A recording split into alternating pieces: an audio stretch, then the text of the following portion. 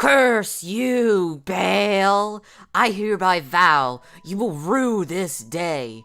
Behold, a true Drake warrior, and I, Egon, your fear made flesh. Solid of scale you might be, foul dragon, but I will riddle with holes your rotten hide, with a hail of harpoons, with every last drop of my being. Alright. Nightcore God. What's up, everyone? How are we all keeping? Good evening. I should actually, hang on a second. No, we're not ready yet. Curse you, Baal! I hereby vow you will rue this day. Behold, a true Drake warrior, and I, Egon, your fear made flesh. Solid of scale you might be, foul dragon, but I will riddle with holes your rotten hide, with a hail of harpoons, with every last drop of my being. Hi. H. Hello. Nothing has changed. I am perfectly reasonable. And I didn't panic finish something just there. True and real. Hello, everyone. How are we all keeping? We have quite the tourney today. And now, the moment of truth, ladies and gentlemen. The moment of frickin' truth. To see if everything... Oh my god, it actually fucking worked. Holy shit. That's crazy. The builds. It is going to be Kiwasa in blue versus... you'll see the bolt appear, Lucy, sorry. Don't look up my silly stats. We have an int faith build. Cool. And then we have Kiwasa on Dex on the Great Cat. Wowzers. Who'da fucking thunk it? That's crazy. And hopefully... Yo, it fucking works. Holy shit. Amy, you're a goddess. Real. And you will know how it starts. Because when I press this button... Oh my god, hang on a second. Boom! And the bolt is out. The players are drinking their physics. Lumi's throwing some shenanigans. Lucy is in fact doing that. Forced in a bit of pressure. I don't even know what those spells are called. And you know what? I don't think his opponent has ever seen them either. Forced back in now. Lucy is going to be running away there. Doing that nice little bit of keep away. She's keeping up that pressure. Good. Kiwasa has been forced back. We do see the actual physic comes out there. Not physics, sorry. The blue comes out. Oh my god, we actually managed to get Kiwasa getting taken down. Forced back in now.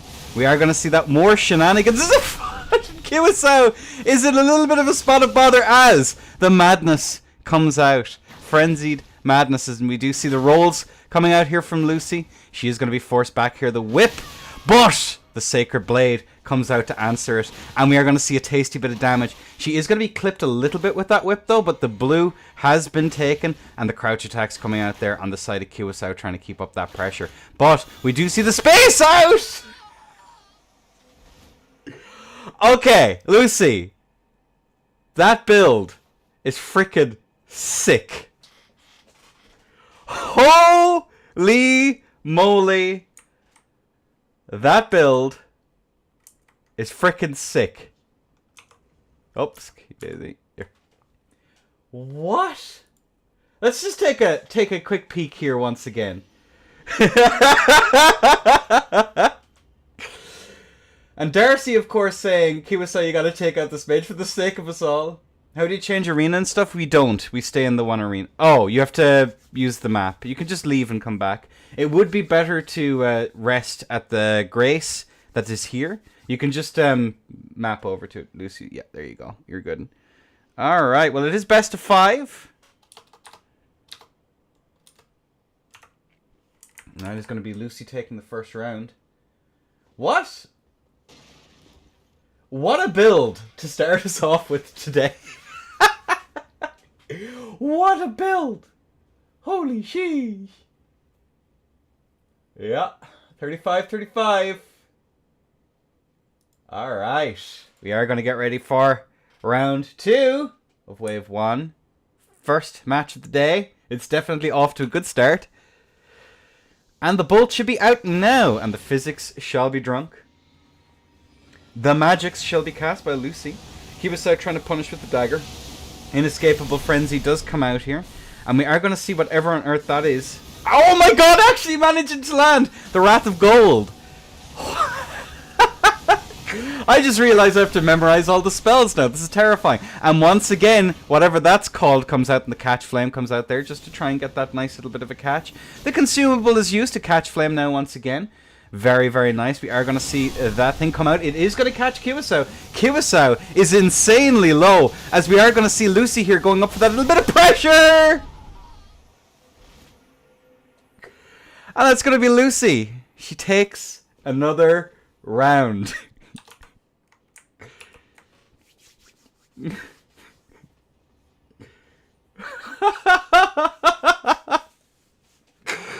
You know what? There was a while ago where I did say something along the lines of, you know, I put mage stuff in like A tier. I'm gonna put it in B, but I think it could be a little bit higher. I think, you know what? I think we need to, we need someone to cook properly and find a way to do it. Alright, well, we're back in now once again. Lucy 2, Kiwasao, not. We do see the rune arc come out there. Alright. Let's go. Boom. We are going to see more magic shenanigans come out there. The frost pot comes out there as we do see yet more shenanigans come out. The catch flames almost trying to catch here, but the pike is actually a good little bit of tech here, given that it'll be able to punish from a fair distance. However, the spacing has to be figured out as yet more shenanigans comes out there. The catch flame there goes to try and catch. Force back in now in center. We do see the attempted punish. We have seen Lucy take a little bit of damage this round here, but a good runaways come out here on the side of Kiwasao, who I believe is doing his best here to try and get the hell away from whatever shenanigans. Force back now. Lucy actually managing to land a little bit of damage there with that Flame Serpent. Goes for a jumping attack. Is going to be interrupted now. Is Kiwasao. Goes for another running attack here. Lucy is going to be chilling here. This Sacred Blade buff does go through, but the Erd Steel R2 does catch Kiwasao. And that is going to be Lucy taking the first round in a sweep.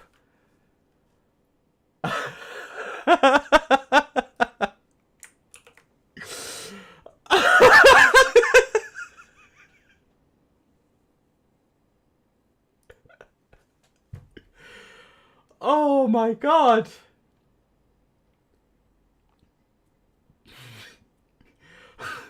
What is this? Lucy, you're gonna have to explain that build in a bit, love. I'm not gonna lie. That's something else. Alright, let's log the scores then, I guess. Say hello to YouTube, everyone. Oh, okay. Breeze versus A2. Let's get our shenanigans set up and running.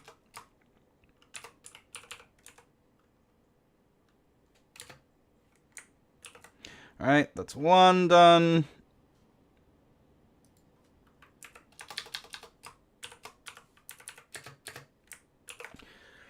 Oh, Lucy got the juice. She sure frickin' does.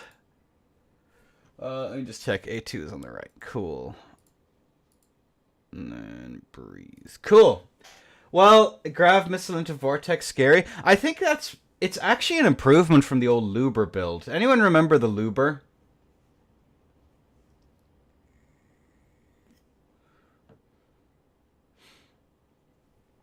Alright, well then. Let me actually just adjust the audio very slightly on the game.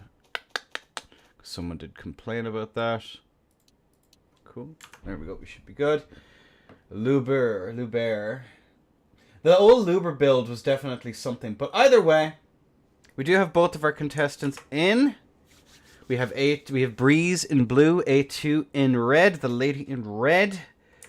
and we are ready to go. Boom!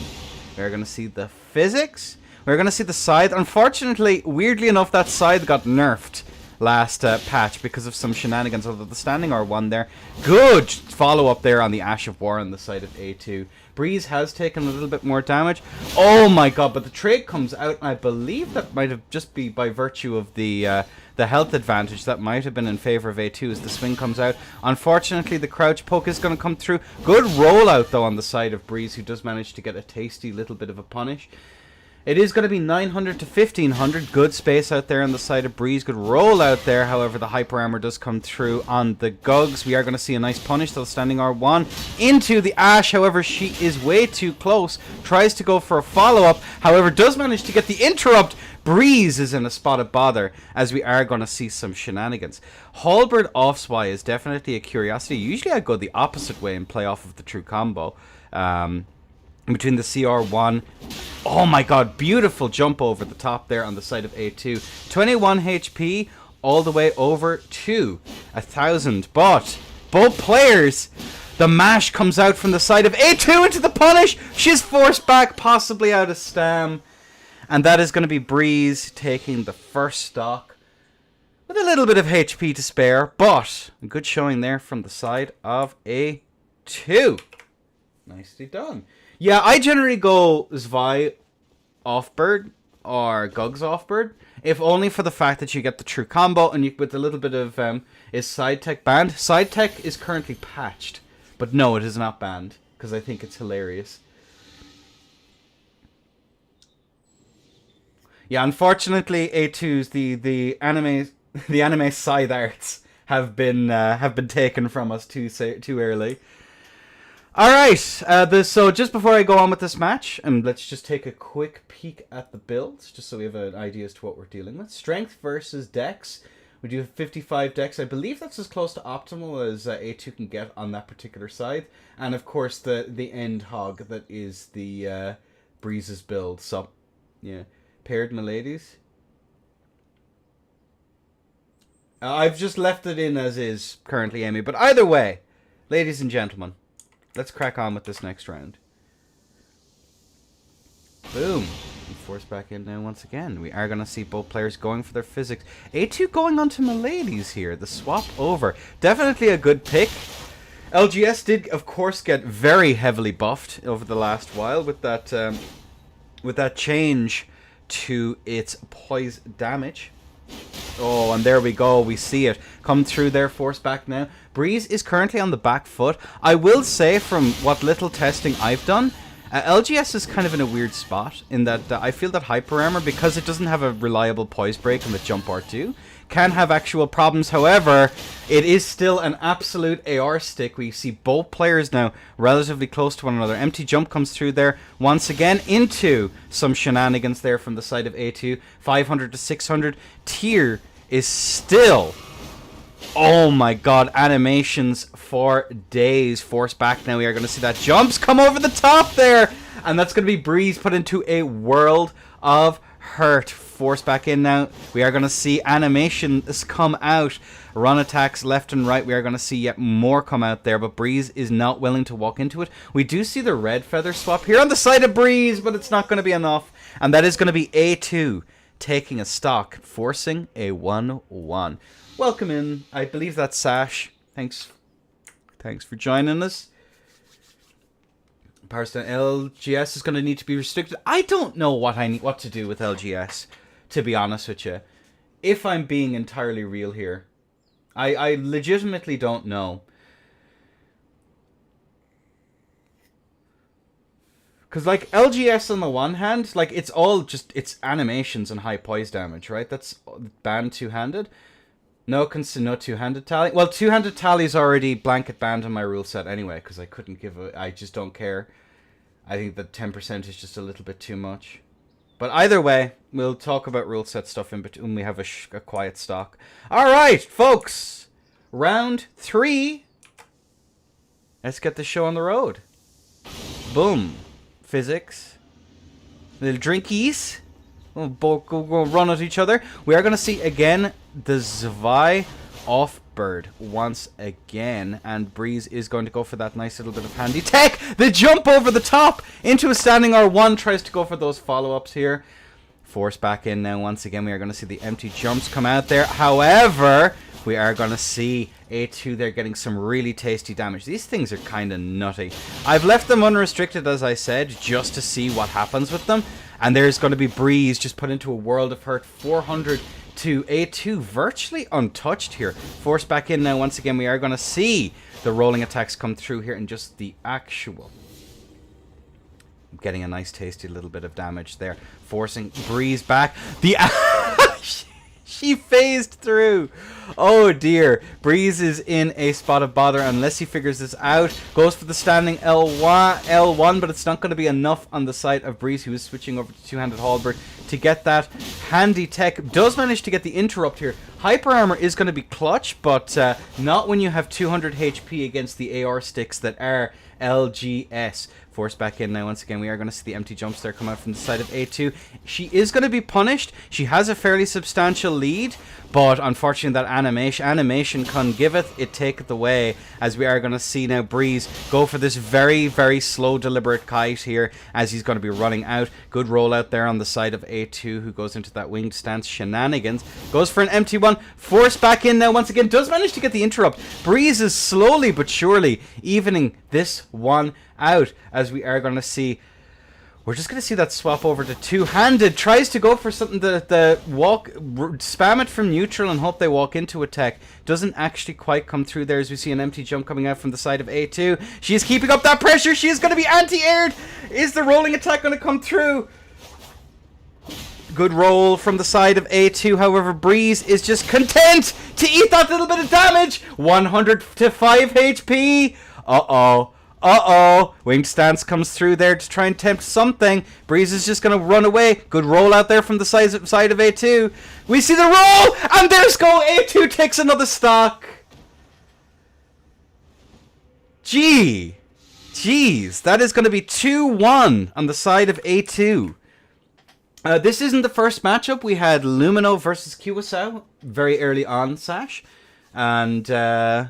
it was a Mage versus Grey Cat, and Mage actually did ridiculously freaking well.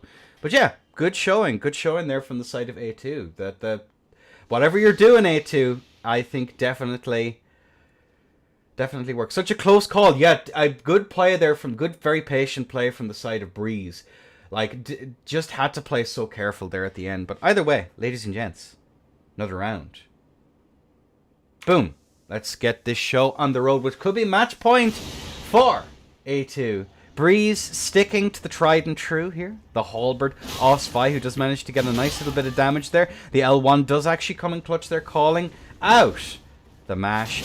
And there we go, the hyper armor there on the side of Breeze is doing a really solid job there of just keeping A2 super honest. It is going to be 1700 to 1300 HP here. Neither side electing for any regen. We are of course going for the thrust tally on the side of Breeze, which is of course very smart. A2 unfortunately getting far too used to the fact that she could just mash at people, but we are seeing that the mash just takes you so far. Again, more animations than Freed's side, as we are going to see that in the actual... Oh my god, that's an amazing tech.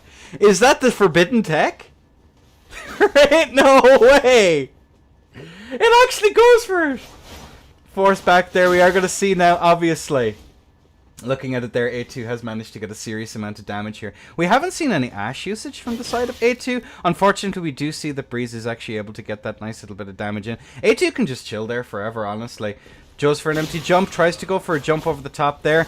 She is not going to be punished for that mash. Breeze did have an opportunity to go for it. We do see Breeze pushed into the corner, but are we going to see A2 try and capitalize it? We see some fake outs there, and the fake out actually worked. A2 expecting that it wasn't actually going to be working, as Breeze is just going to be playing runaway here because he is utterly terrified of those things. He does have his tier gone, and I believe A2 has her tier gone as well. 14 HP.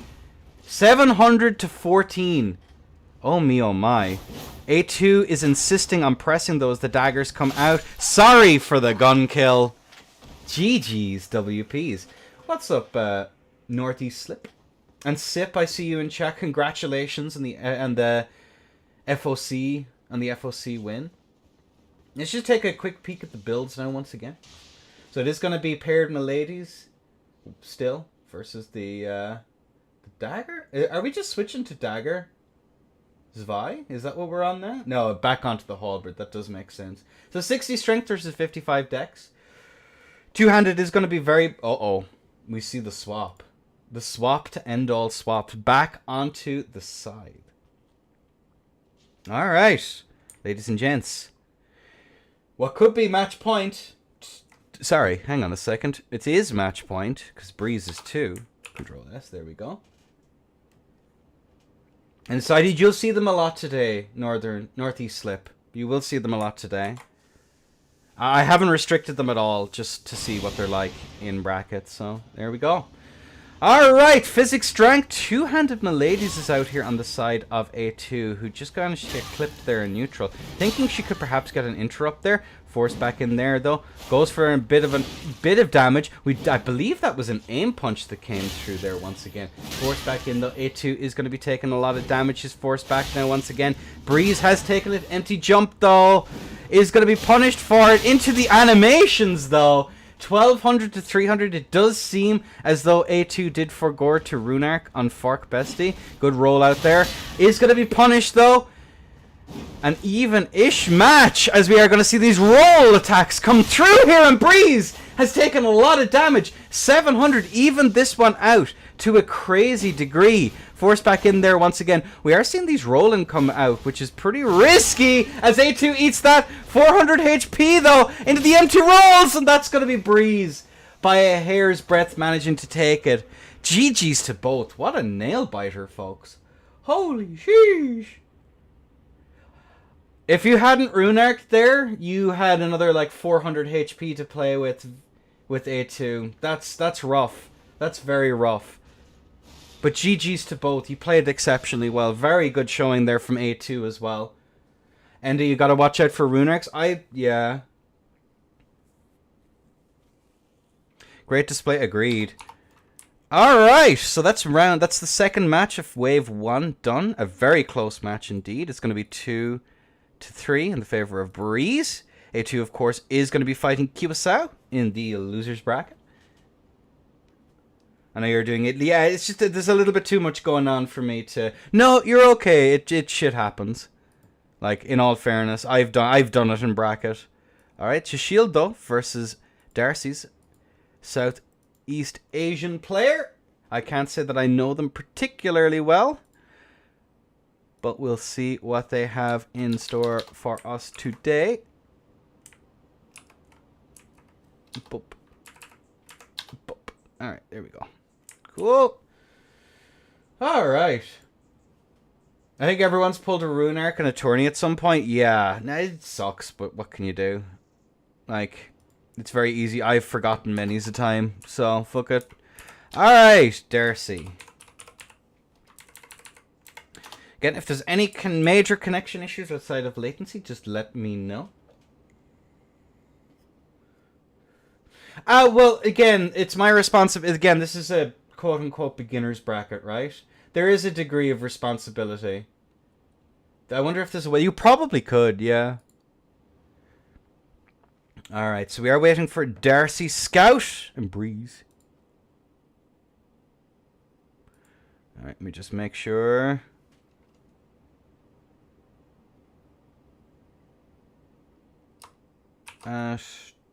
Shield, Darcy. Boop, boop, boop. I love admin. The worst in class is allowed. I've left the rule set the same as last time. Sip. I don't like your phone either. That's crazy. Alright, who do we have in world right now? We have Darcy, I believe. We're just waiting for... Yeah, it is going to be Darcy. Just make sure you leave world, everyone. A lot of effort to solo host a tourney. It's fine. I've done enough of these.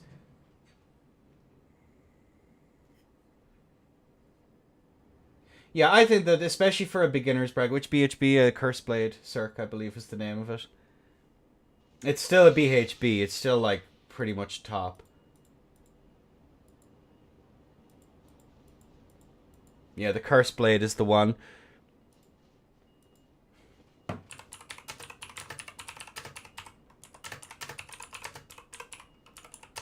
Actually, I can just take you through the rules. I made some changes from last time. Let me just actually go through the challenge and let's take a quick peek. So, 8-player, 125, hosted on Dem Maps, Rune Arc, blah, blah, blah, blah. First and second wave is best of 5. Losers bracket is best of 3. Winners and losers finals is going to be best of 7. And the grand finals is a best of 9 with a bracket reset of above 5. And then we're looking at, if not enough players show up, it would have been a round robin pools of best of 5 and then a grand finals of above 9. And then we have, let's see what changes I made from last time as we get our players sorted out. It's got to be, what did I decide to ban again? Smith script is banned. I'm keeping the best dual spears in. I just think they're annoying to watch. Pata two-handed is banned. Claws of Night is banned. Clean Rots is banned.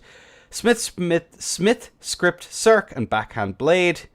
So yeah, there you go. And looking at it here, two-handed sword tally is banned compared to ladder. Fine Crucible is banned.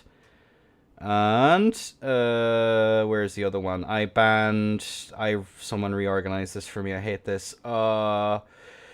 Determination's gone. Flaming Strike is gone. Barbaric Roar is gone. Storm Stomp is gone. Scattershot,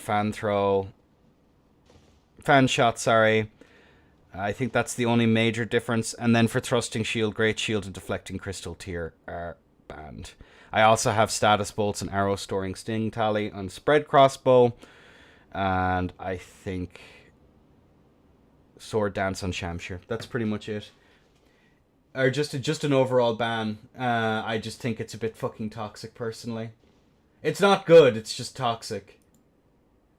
Alright, let's take a look at the builds. We are going to see Darcy Scoot, who is going to be rocking the 54 strength. We have a full Rakshasha right off the bat. Oh my god. On a 75 int build. The Glass Cannon. Holy moly. Let me just check here. Let me just actually message.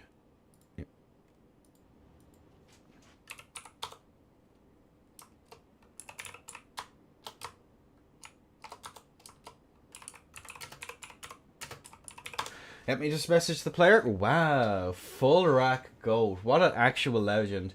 The Glass Cannon building.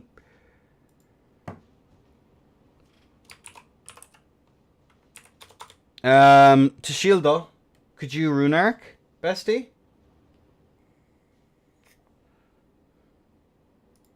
Okay. Oh, he must be. He says it's on.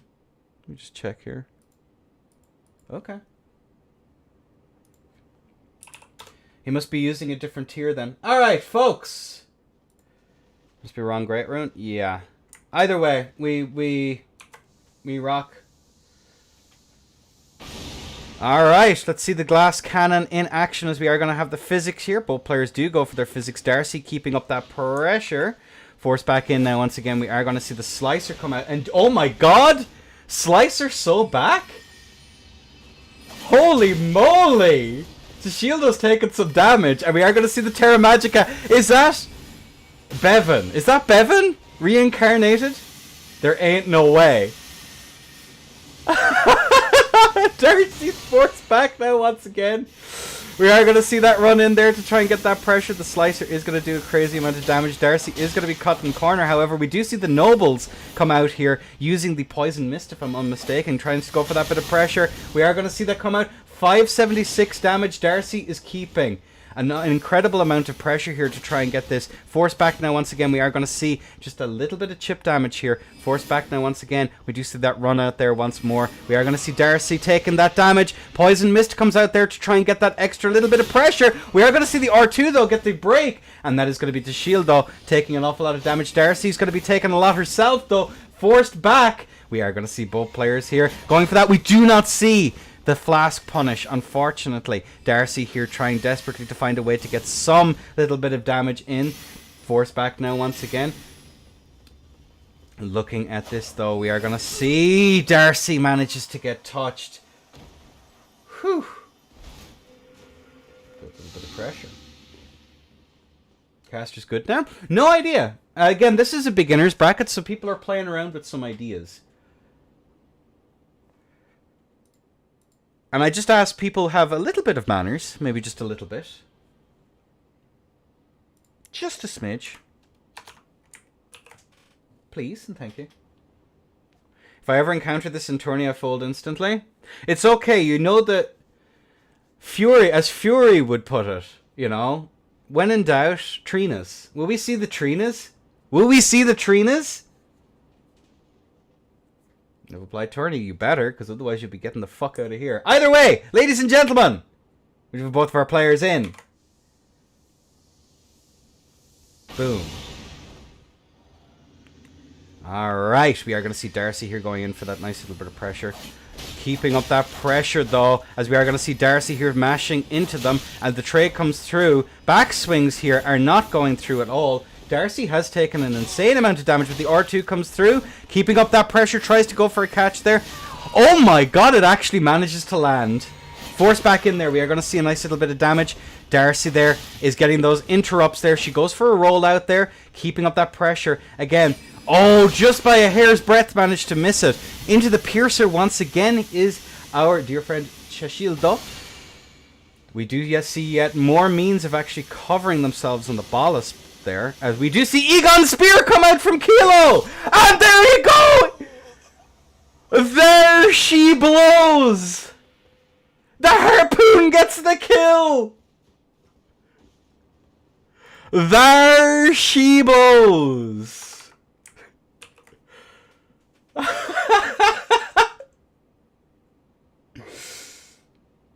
Holy sheesh.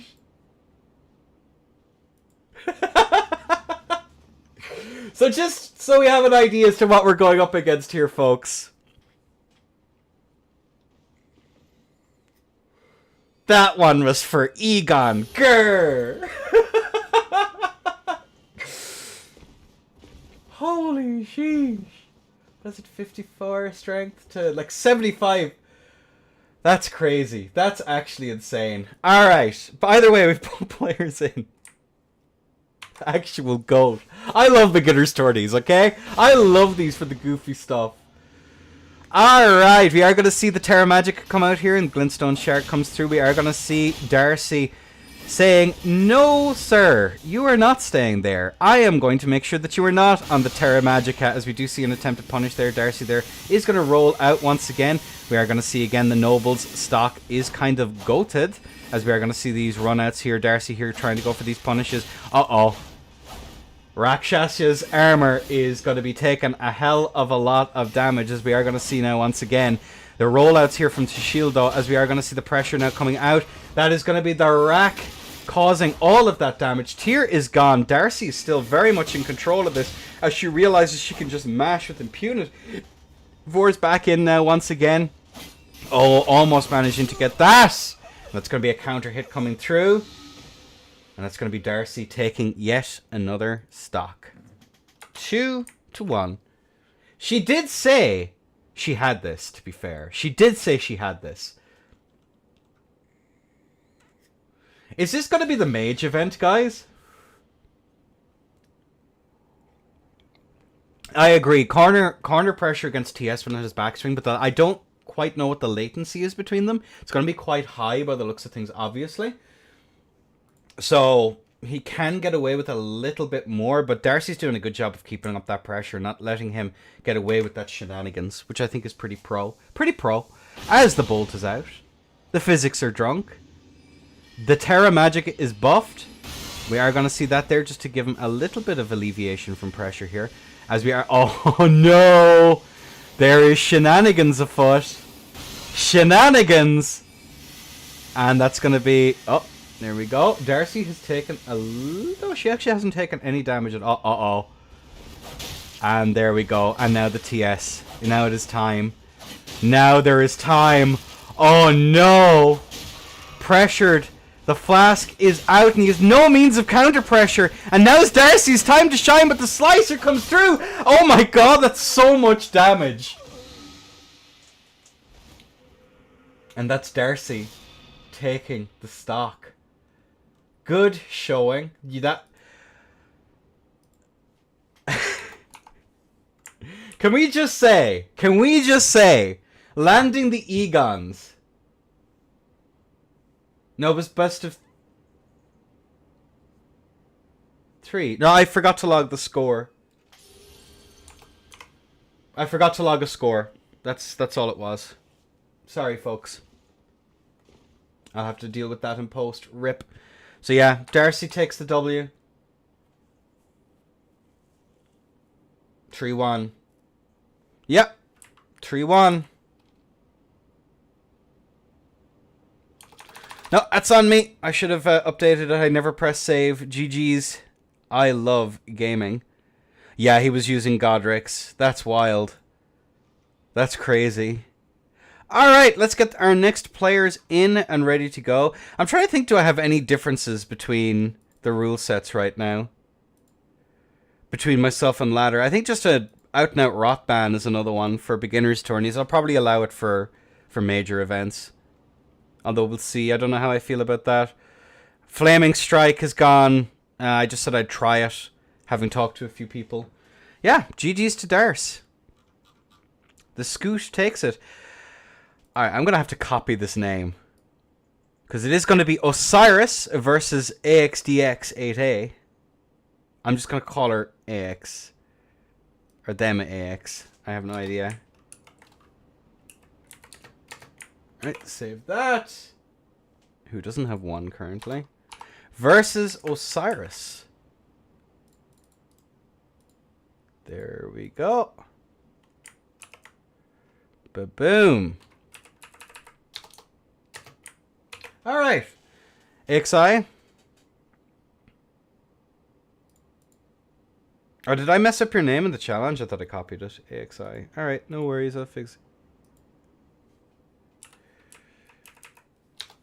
it. Axie. Alright, there we go.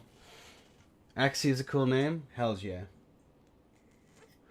Alright, well, I hope you've been enjoying this so far. This is crazy. Absolute. An Igon throwable is terrifying even in normal Coliseum. Especially on like Wizardry, yes. Northeast Slip. Let me see what else. Let me catch up with chat here for a bit. Big G is back in the spotlight. Oh god, we gotta do math now. God, Raccoon is wild. 3-1. Yeah, no, it's interesting. He has to stop staying in the corner. Blah, blah, blah, blah. I think it was just some interesting decision making that really threw that one for a loop. Yep, your Axie and Osiris both are in. So I think we have both of them coming in now.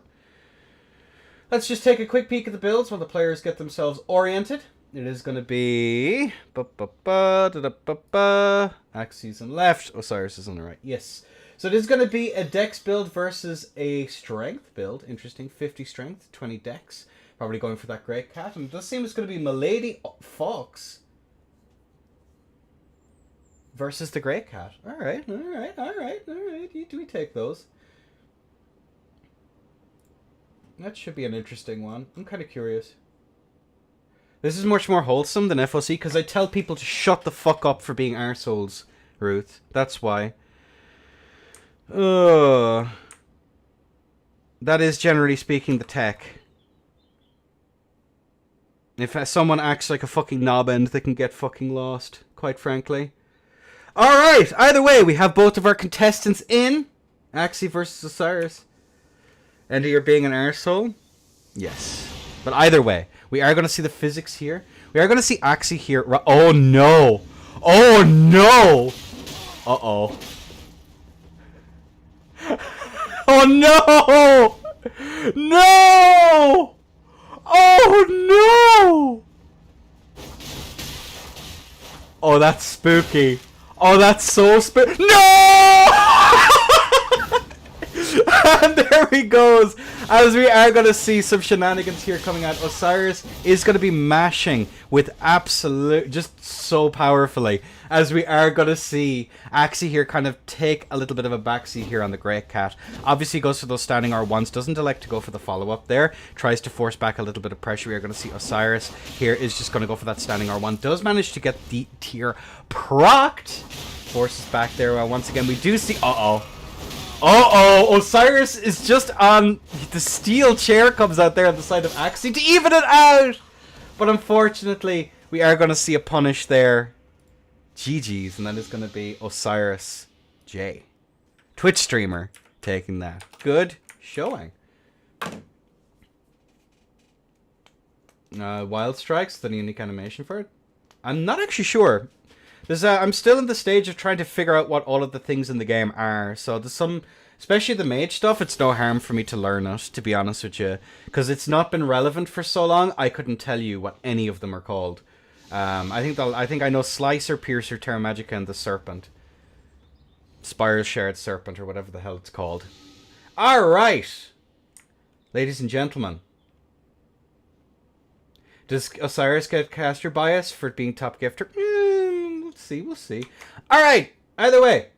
Round 2 is nearly a go. If I was to correctly press the right button. There we go. Alright, physics. Uh-oh. The rocks are out from the side of Axie, who is going to be using that Fox there to try and get a little bit of damage. We do see the spinning slash come out here on that particular weapon. On the side of Osiris, one of the Redan things, Rock Shash. Real and true, as we are going to see now, that standing R1 managed to get those nice little interrupts there. Axie's a little bit behind, but not very much, but the Egon's harpoon just come out there, but it's not quite able to make that connection. Osiris is actually managing to get that little hit there. The Fox, intercontinental. No way that tank to jump R2. There ain't no way. Force back in there, as we are going to see Osiris now very much behind here in this stock, as we are going to see now these runouts into a long neutral there. The Egon's harpoon comes out there. It's not quite able to hit. We're going to see both players here going for those running attacks. Force back now once again. And there you go. We are going to see the Ash come out now once again. Force back in there. We do see the interrupt. And I just asked that Osiris not use those consumables, please, for the sake of the viewing experience of the tournament, and for my sake. Let me just message Osiris here. Osiris, don't use.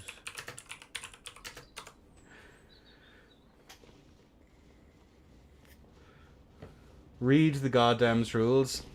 I think it was just a force of habit. I think I did it once as well. Alright, so the score is going to be 1-1.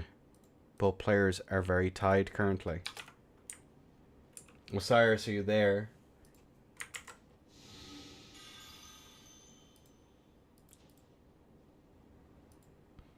Okay, we have it. We're good. Alright, ladies and gentlemen. 3, 2, 1. If I was to press the right button, that would help. GG's. 1-1. The physics are drunk. We do see that nice attempted punish there right at the beginning. We are going to see the LGS back out again here on the side of Osiris, which is probably a better pick. Uh-oh. Dual cats. I fought Nicola with the dual cats once, and it has some interesting frame traps, but it's really funky. I'm not sure how to feel about it personally. Wild Strikes! Oh no! And that is actually managing to get the punish there, and Osiris's health bar just got absolutely nuked, as we are going to see the rollouts come out there on the side of Axie. Forced back. Now once again we do see... Oh my god, that hit, but only on one side. Little bit of a mash exchange there at the end, and that is going to be Axie getting the lead. That's going to be 2-1 in the favor of Axie. Duo G-Cat is very similar to PSGS. Not really. Not really, I don't think. Oh, we are phasing through walls. Nice.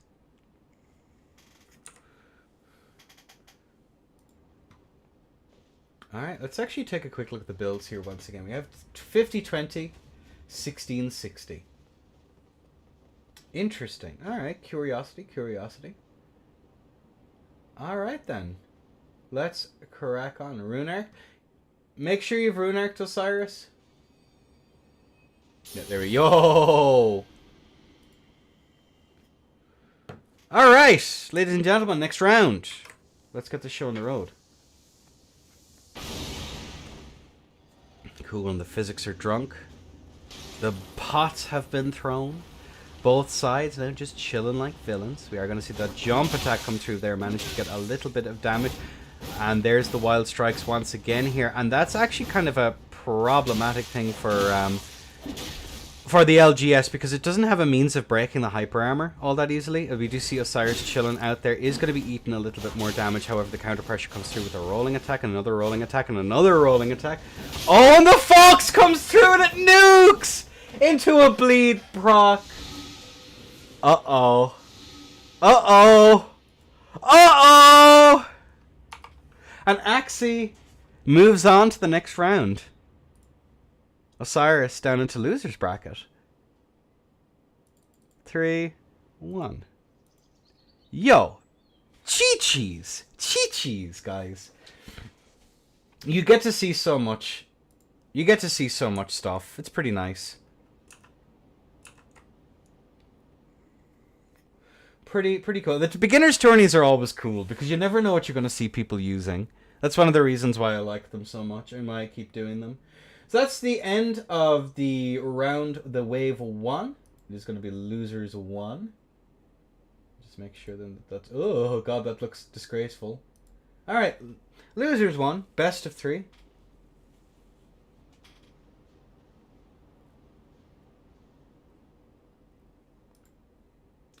I think Chile should, personally. I think Chile would be a great player.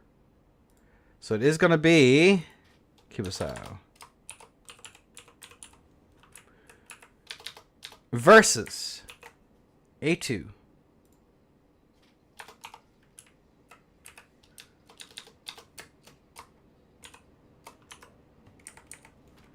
Cool.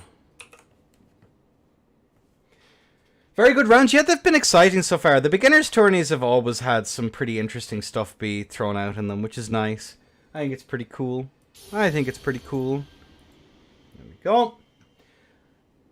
And we are going to see A2 is going to be on the Power Stance LGS, and it does seem as though I actually can't tell here off the top of my head. It's actually going to be a regular Great Cat here by the looks of things.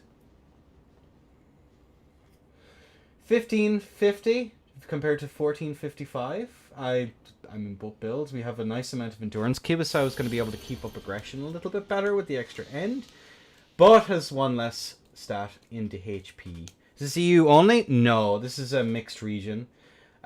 With how I host these, because it's like every week,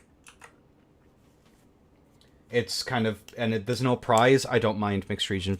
Prize pool tourneys will have regions restricted though. But either way, oh, that is not what I wanted to do. There we go. And the bolt should be out now any second. Boom! The bolt is out. We're going to see the physics here from both players. A2 immediately locking Blue Feather, which is, of course, you know, if you're not going to go for swaps, that is a pretty important one. Force back there once again. We are going to see the hitboxes there on the Grey Cat. Definitely showing what is forced back now once again. We do see the rolls coming out here on the side of Cubasao. However, we are going to see that crazy damage come through there on the side of the dual Miladies. A2 goes for an empty jump there. We are going to see that nice little bit of pressure, tries to go for those rolling attacks, and the mash, the range on that last swing is kind of nutso as we see the ash come through there on the end of that one. Force back now once again. We are going to see A2 try and go for the roll there. Wild Strikes comes through. Oh my god, the what? That's insane. Force back now once again. We are going to see A2 here chilling like a villain. Goes for an empty jump into a running attack there, which is definitely a good idea. We're going to see Cubasao slowly but surely get chipped down. The jump R1 comes out, but it's not going to connect to anything. Empty jumps do be that way into a trade, and it's very much going to be in the favor just by virtue of the life advantage here on the side of A2. Into the mash! Force back in now once again. We are going to see both players now chilling like villains, trying desperately to keep up a nice little bit of damage. We do see as well... What? Interesting. Alright, duly noted. In it comes there. We are going to see that the standing L1s come out there once again. We are going to see the empty jumps come out here on the side of A2 trying to keep up a nice little bit of pressure there as well. We do see the weapon art come out here too. Force back in now once again. Force back in now once again. We are going to see the rolling attacks come through here. Tries to go for an empty jump there once again. Force back in now once again. It's kind of interesting the amount of animations that the LGS actually has here. We aren't really able to see get some good damage here once again. Force back in now once again. We are going to see that Ash of War come through. It is doing a good job of keeping up the pressure. Not really giving Kiwasao an opportunity to do very much of anything, as we see, you know, that 132 HP. Neither side has tier, but A2 does not want to drop a stock here in a best of 3. Force back in. Goes for another L1, but it isn't going to be able to connect. Good roll out there, but unfortunately, A2 is very low, 30 to 130. Oh, and the Smith scripts come out. Sorry for the gun kill. Ooh.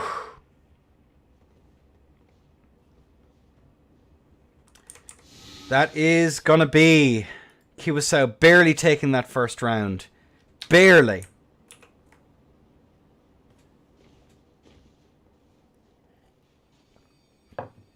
Alright. Rune Arc is up. It is 1-2. Match point for Kiwasao here in the losers bracket. Wave 1.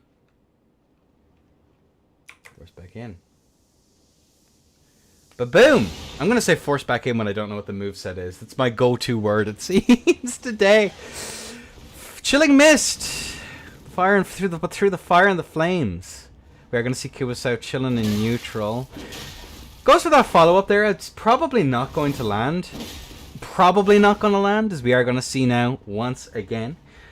Just those little L1s, stray L1s, and we see there the latency is going to be quite high between players. Again, the downside to cross-region events.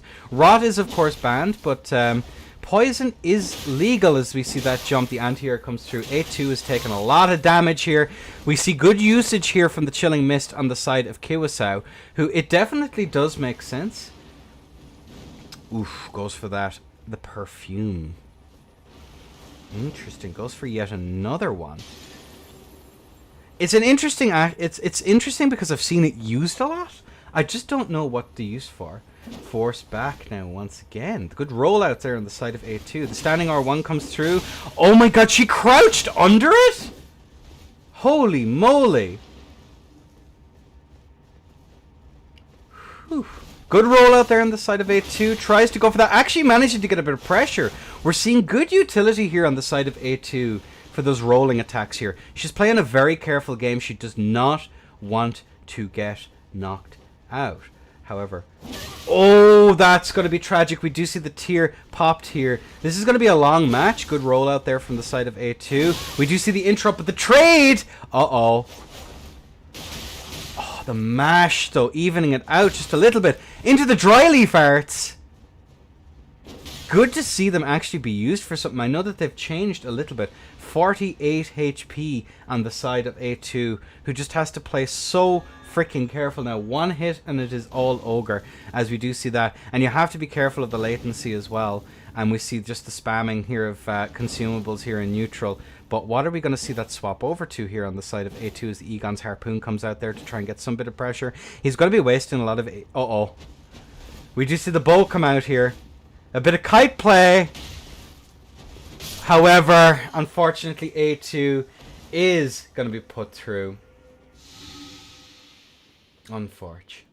GG's to both. You made some blunders early on in that round, A2, and it cost you. But that's just the nature of the beast. Good showing, my dear. You did really well today. And I can't wait to see you in the next one. You've improved week on week. It's awesome.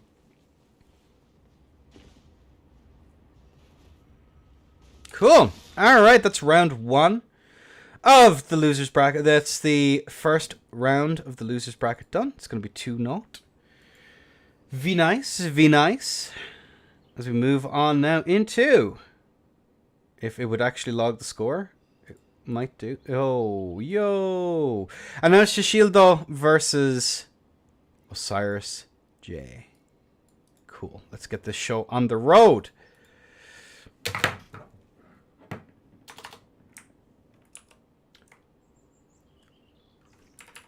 No, you did really good to be here, guys. See you another time. You played really well, A2. I can definitely see a massive improvement week on week. Don't get discouraged. Osiris. Osiris.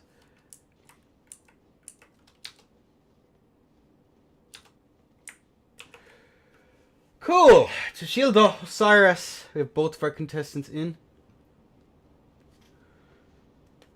Let me take a look here and just catch up with chat while we take a look at the builds. Let me make sure that they're all both on the right side. They are. Neat. Interesting here. We are going to see Chishildo sticking to what they were on. I believe that the Rune Arc is in fact on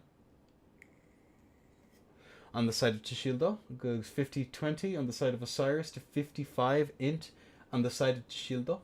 V-nice. A V-nice. A beautiful. Beautiful. It's absolutely beautiful. Alright. Let's get the show on the road. Osiris is not going to be tally swapping by the looks of things. Or has forgotten to. Too little, too late. As the bolt is out. We are going to see Osiris here going for his physics. Same with the shield though. Bestial Sling. Is this the Lobero Bobero? Oh, that does actually manage to get the break here. But the damage that Chishildo is taking and actually returning, only 100 HP really in the difference. Oof. Sword Dance. LGS goes hard into a standing R1. Tries to go for the roll catch with the other standing R1. Forced back in now once again. We do see that trade comes out. Uh-oh. Into Wrath of Gold to try and keep up that pressure. But Osiris knows exactly what he needs to do. Rush down.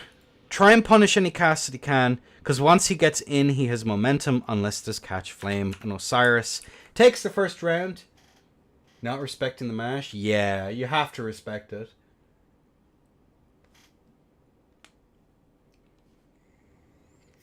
Like, if you don't, you're going to be in for a world of hurt, right? Especially when you're on rack. Like, I understand why they're doing it, not using the big AoE spells SMH. They might be punishable. But either way, we do have both of our opponents in, ready to go. The bows are out. I'm guessing that the rune arcs are applied. Again, one of our players doesn't actually use Morgoth, so it's kind of hard to tell. Mess with Osiris, get the mash. 100% though, as we are going to see the physics here from both of our players. Empty jumps there come through. Oh, the Chilling Mist might actually... Oh my god! Into the Black Flame. But unfortunately, it is not going to land. We are going to see those empty jumps there, as we do see in very early. Flask there from the side of... The very good mash there comes out on the side of, however, Osiris is just right on top of the sword dance comes through, and it's just GGWP. Forced back now, going for the Chilling Mist once again. The Bestial Sling to keep him honest. Oh my god, he actually landed the combo. There ain't no way. Into the Chilling Mist, and we are going to have to see a swap over here onto something. Catch Flame. No, he's out of FP. He's going to have to find a way down to try and get that flask off. He does. Is he going to be punished? He is. Osiris, by a hair's breadth, actually managed to pull that one through. Holy sheesh. Ain't no way. No how did that pan out that way. Sheesh. Also, thank you, Chili, for pinning the thing. Very nicely done. Very nicely done. I'm going to take just a very quick break just to grab some water. Yeah. Good rounds so far. Some interesting builds been taken out. I will give it that much. GG's to everyone. A2.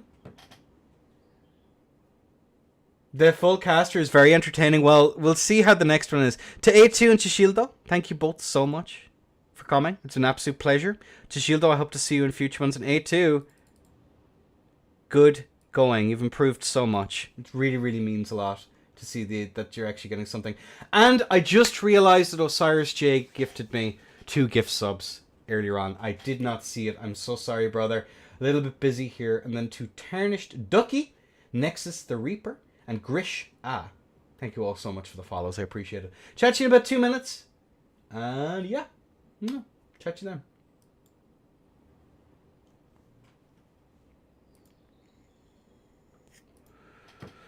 Okay, so it's gonna be Lucy.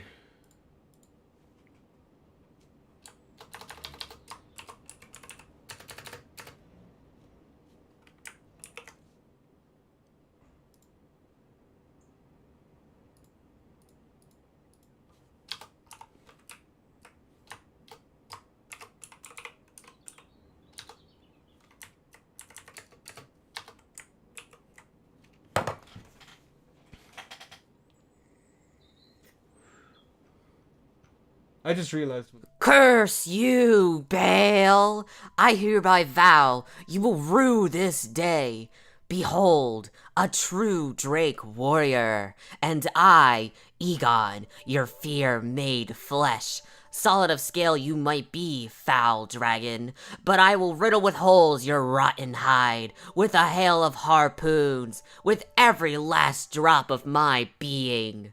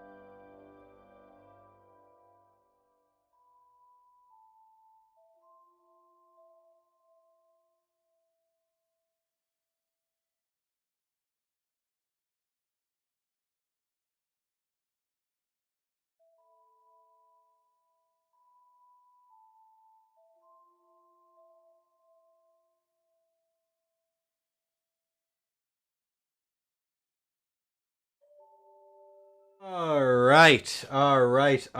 We are getting our players in. It's going to be Lucy versus Breeze. Lucy, of course, a DS3 veteran, but I think this is her first ER tournament.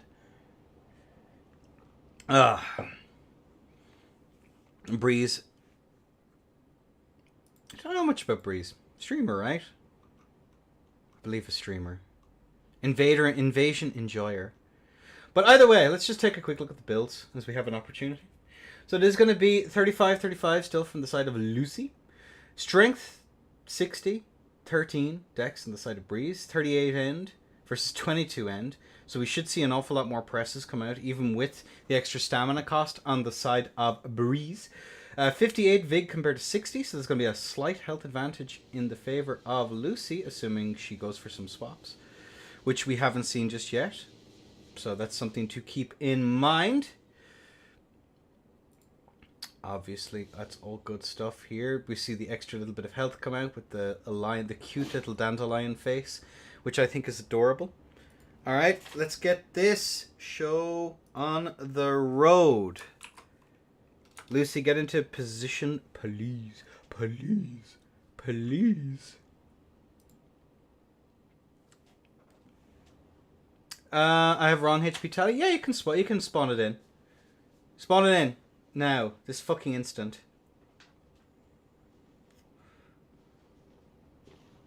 You buffoon. You buffoon! I mean, go run and pick it up real quick. We're PvE stream now, guys. Or will someone actually kill known girl Lucy? Reala. And also, just as a heads up, folks, if you want to join this tournament, join into the Discord. Go to the Initiate Role Request. Sign up for it. You know what? I think you have potential. Can I join? I want to Swift Slasher? No, you're not allowed. Then I join. Welcome in, Saucy. Thank you for the raid. But yes, if you want to join, go to Initiate Role Request. For this one, obviously I'll be hosting more tryhard tourneys. We have an invitational on the way in the next couple of weeks. So keep your eyes peeled for that one. And obviously there'll be probably bi-monthly tryhard gigs every month. One for NA, one for EU. And depending on the amount of support we get, of course, we might open up to other regions as well, assuming I can fill brackets consistently. So it's entirely contingent upon your support. Yet get into the ring then, you silly goose. You silly goose.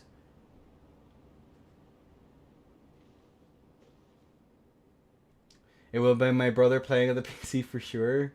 We get in there when you cook next week, Monty. Alright, either way, we have both of our players in. Ready to go. Breeze in red, Lucy in blue. Lady in blue. Let's get this show on the road. Boom! Immediate punish there right off the bat as we're going to see pressure come out to try and keep up. And this is basically going to be how it pans out, as we are going to see the catch flames come out here on the side of Lucy, who goes for another flame serpent there to try and get a little bit of damage. Goes for a running attack there on the two-handed. Goes for that. Lucy is actually going to be caught. Forced back now. Once again, the trade comes through. It is not going to be in the favor of Breeze, who gets absolutely... There ain't no way. There ain't no way. Force back, a running attack comes through here from the side of Breeze. The spinning skelly bones come through, but the bear, the Roar X3 comes through into the catch flame, into the Wrath of Gold. This might be a little bit of a terrorism. Just a little bit. Just a little bit. Just a smidge. Again, for those who are new in.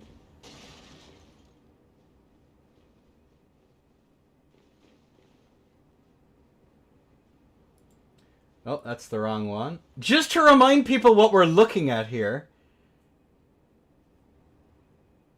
You can thank Amira and I believe it's Axie, Jack and Kjell. They're basically the inventors of all of this. Yeah.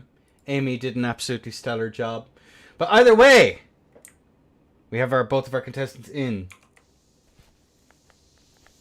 Kaboom! Immediate beast, the bestial roar. Flame Serpent comes out there just to try and mess up our dear friend here, who is going to be put in the catch flame La Vortex. Good rollout comes out here on the side of Lucy. We are going to see that. The tibias come out here to try and get a little bit of a pressure. And the roar comes through! The Roar X3 into the Earth Steel, trying to get that bit of a pressure. We do see the flask there comes through, but Breeze is just trying to keep up as much pressure as he can to stop the shenanigans, but he has to be careful. If he's not careful... Oh, he nearly rolls into the Skelly Bones! Oh no! The Wrath of Gold straight into it. Holy sheesh!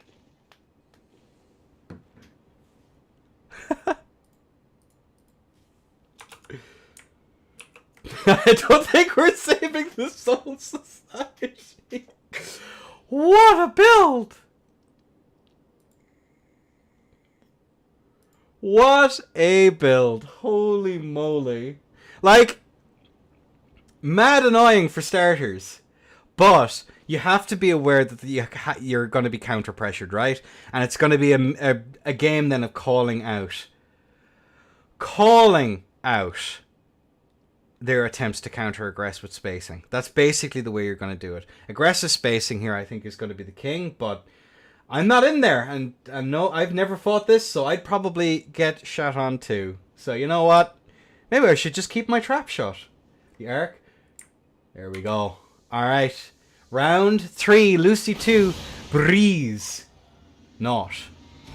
And the Bestial Roar comes out there is again another Bestial Roar there. Good roll out there, and the Tibias come through here. Into the Roar!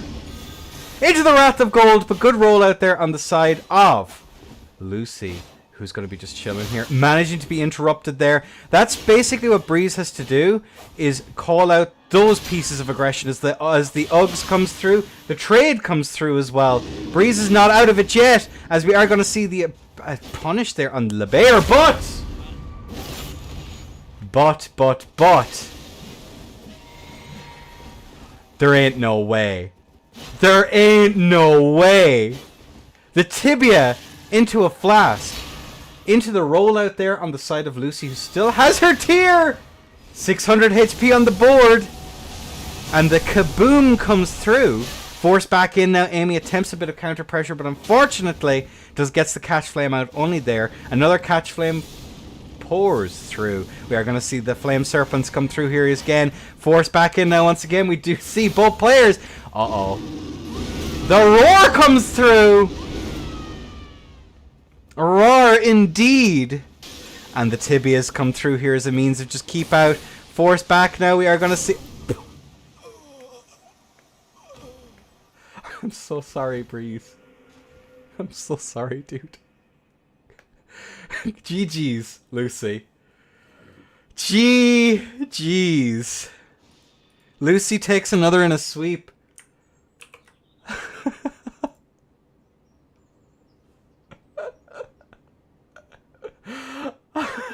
I only saw this for the first time yesterday, Amy.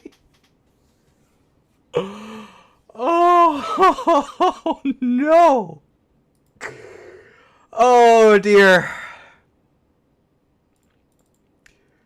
GG's, though.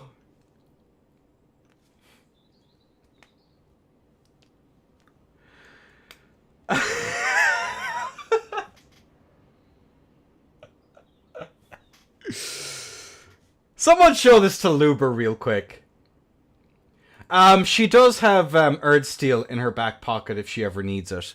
So she does have options, close range options, which of course that R2 absolutely nukes Mazafakas.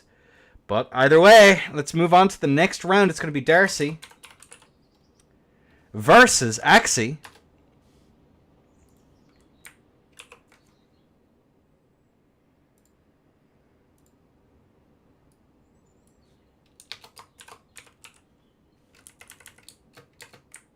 There we go. Can we see Lucy's stats again? It should work? It does, okay. It is a... Oh. Never mind. You can't see the stats. We'll see them next round. This is the last round of Wave 2 main bracket. And then we'll move directly onto Loser's bracket. And you have Darcy in Dehus.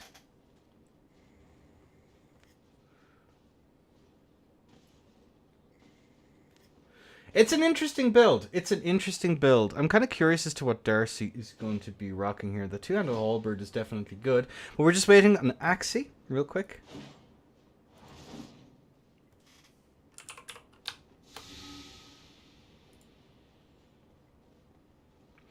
1 second. Just have players having trouble getting in.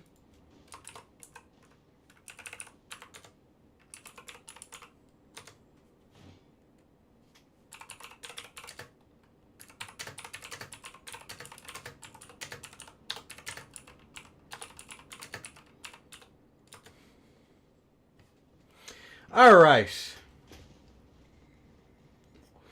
Axie's into hoose. Hey. And there we have it. Both players are in their respective corners. Both players are rune-arced. Let's just take a quick peek at the builds. Darcy's, of course, going to be on a strength 54, dex 18.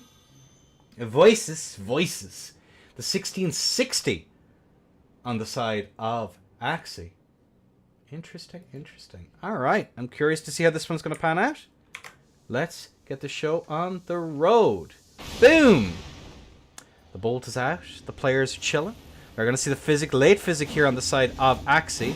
Darcy, though, is staying in there on the two-handed Knight Rider glaive, which hyper armor is definitely one of the ways to do it. However, we do see Axie going to be punished there. It is going to be Argentina versus Canada in this one. Forced back in now. Darcy is going to take a little bit of damage from that exchange, though. However, it does manage to roll out. Axie's doing a decent job of keep out here with the Great Cat. And again, with those hyper armor options, can punish the bird, which is, of course, why Darcy, I believe, is going two-handed here to try and negate that just by a little bit. However, the trade comes through, which is definitely going to be in the favor of Darcy. However, that bleed proc is going to be pretty close, I would imagine. Although we do not see the talismans come out here on the side of Darcy to counteract it. The crouch attacks are definitely interesting. Bit of tech here. And there we go. Axie's going to be in. Darcy's doing a great job here of just chilling somewhat out of distance. We are going to see Axie now. The Fox comes out, but good rollout from the side of Darcy. Into the jump, but the late press. Uh-oh. Are we going to see the punish? We do see the punish. And the off-stock comes out for the finisher. 22 HP in a dream. And the two-handed TS is there on top of a bleed proc. Good jump out from the side of Darcy. And that is going to be all she wrote, folks. G.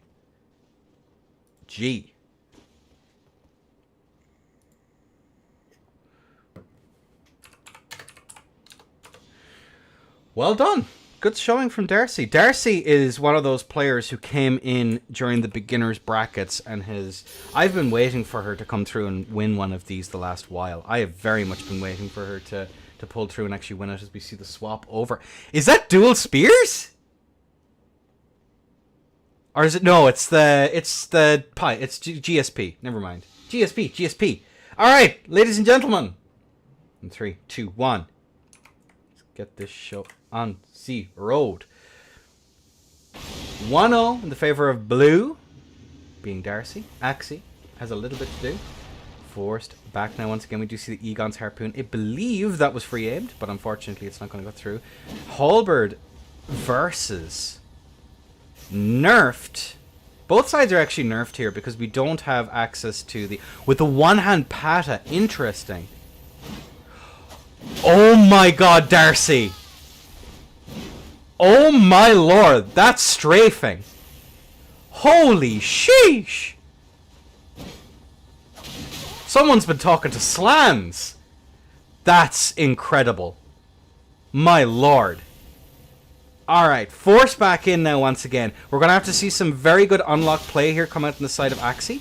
Or on the alternative, my god, by a hair's breadth. Managed to miss that. Darcy tries to walk out, but he's going to be punished. Goes for that, goes for the quick poke. It's not quite going to be able to connect. Axie is going to have to play this so safe. Play off of whiffs or play off of half hits of their own. But at the health disadvantage they're currently at, into a crouch R1 there, it's not quite going to be enough. We're going to see Darcy chilling out here in neutral. Goes for a jump attack. Is managed to actually land that. Tries to go for a strafe, but unfortunately, lightning doesn't strike twice here. And we are going to see Darcy there. Force back. We do see the Grey Cat there. Good walkouts there on the side of Darcy. And a good hold as well. I wanted to just point that out. The patience on the side of Darcy on that one was absolutely exceptional. Force back in now once again. We are going to see Darcy here chilling in this long neutral. We are going to see the swap back over onto Thrusting Sword here. Of course, Clean Rot is banned. So best in class currently. Interesting choice though from the side of Darcy to go for the Hyper Armor. Oh my god, that aggression that comes out there on the side of Darcy, trying to keep up, just to keep Axie on their toes as the jump attack comes through, is going to be punished there for that though. Thrusting Sword is definitely the correct option into that, which is, what you're supposed to do. However, the Thrusting Sword mirror caster's dream for real on God comes out. Oh no, it's LGS into a parry! No shot! No shot! That is gonna be some drywall. That is gonna be some drywall. Smashed.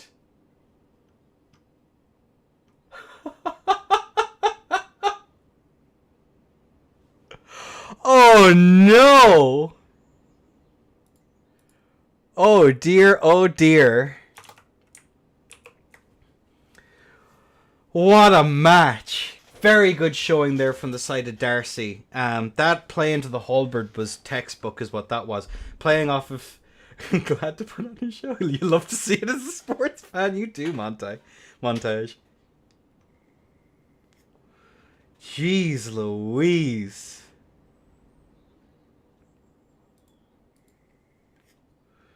My God. I love beginners tournaments so much. You actually never know what you're going to see. It's actually pretty wild. We're seeing a swap here from the side of Darcy, actually. Is that the rack? Huh. LGS. Alright. Both players are in. They seem to be ready. Let's crack on. Boom. Headshot. We are going to see the physics here from both. The daggers are going to be out. Looking at it here, the Fox is definitely going to be an interesting play.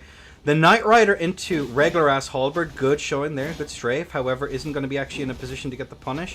Forced back. We are going to see that trade come out though. Definitely going to be in the favor of Axe. No, it's going to be in the favor of Darcy by just a minimal amount. Good rollouts there. Good decision making there on the side of Axie, who chooses not to actually go for that bit of pressure and just waits, because we do know that rolling attack is going to come out. Good rollouts there from Darcy once again. The Fox comes through. Good roll once again, but the trade, and not able to really gain momentum off of it, fearing the Fox, as we are going to see that swap back over to the main bird on the side of Axie, who does manage to get that bit of pressure. Does not actually manage to counter pressure. The hyper armor says no, it is still my turn. Unforked bestie. Try again, shake my hand. Axie forcing themselves into the corner. The crouch attacks coming out in the halberd is definitely something that's underutilized, especially two-handed. But unfortunately, the jump attacks are a little bit what we say in the business doo-doo garbage, as a great man would say. We are going to see that run attack come through. Good punish there on that. Running attack punishes are definitely a good option here on this, especially with the hyper armor. You can afford to take the trade, and I would imagine that the status bar on the side of Darcy is actually going to be pretty okay. Didn't elect to go for a second swing there. We do see a parry come out on the side of Axie now once again. An attempt to manage to get the roll catch there, but forced back in now. We are going to see both players. I'm kind of curious to see if these empty jumps are going to count for much. They do get the interrupt, and it does actually win as the Wheat Cutter comes out, I believe. It is going to be a swap over to the Raksasha on the side of Axie, by the looks of things. Both of them are red, so I can't actually tell the difference. Looking at this here, Darcy does go for a run or two, which is risky. We haven't seen many strafes come out here on the side of Axie, but Darcy is playing this pretty textbook, still pretty slow, waiting for those opportunities. Is going to be interrupted. Maybe it was poise chipped from an earlier interaction. Good crouch attack comes through. It's not quite going to be able to connect. The runaways here coming out from the side of Axie. Darcy's just chilling here in center. We do manage to see that the crouch attack comes through. Any schmixers in chat as that crouch attack comes through, and we might see a running attack be queued straight out next time to try and get that punish. They swap over to the thrusting sword, and Darcy takes another stock, furthering the lead. Boom.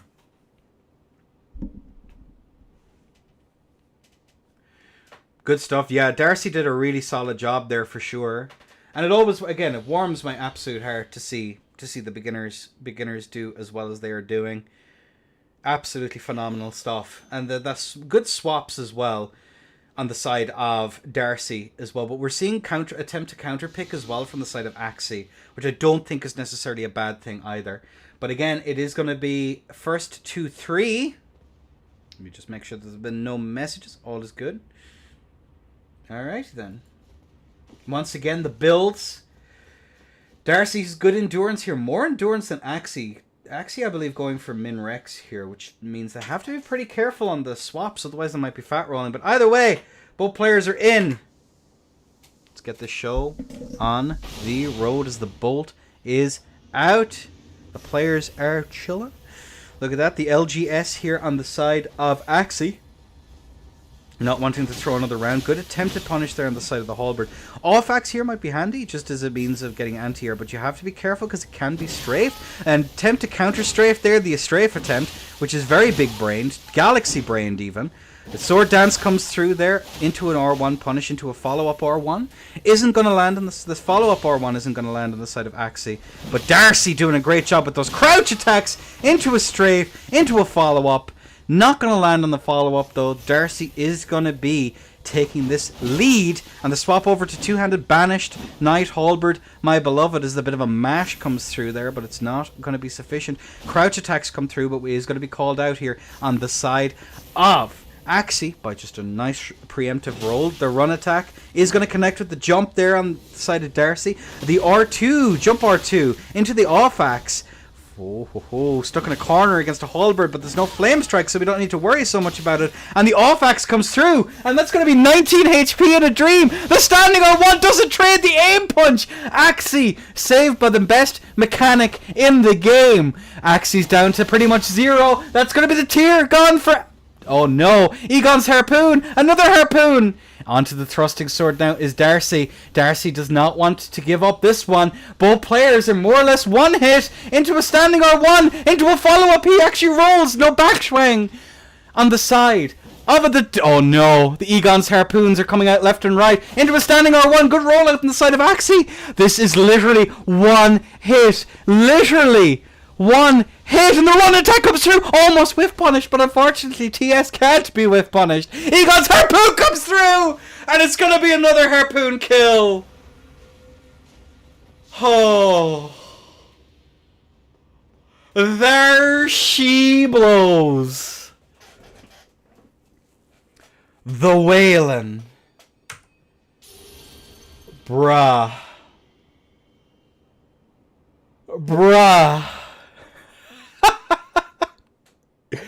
What a round. God damn. Grah.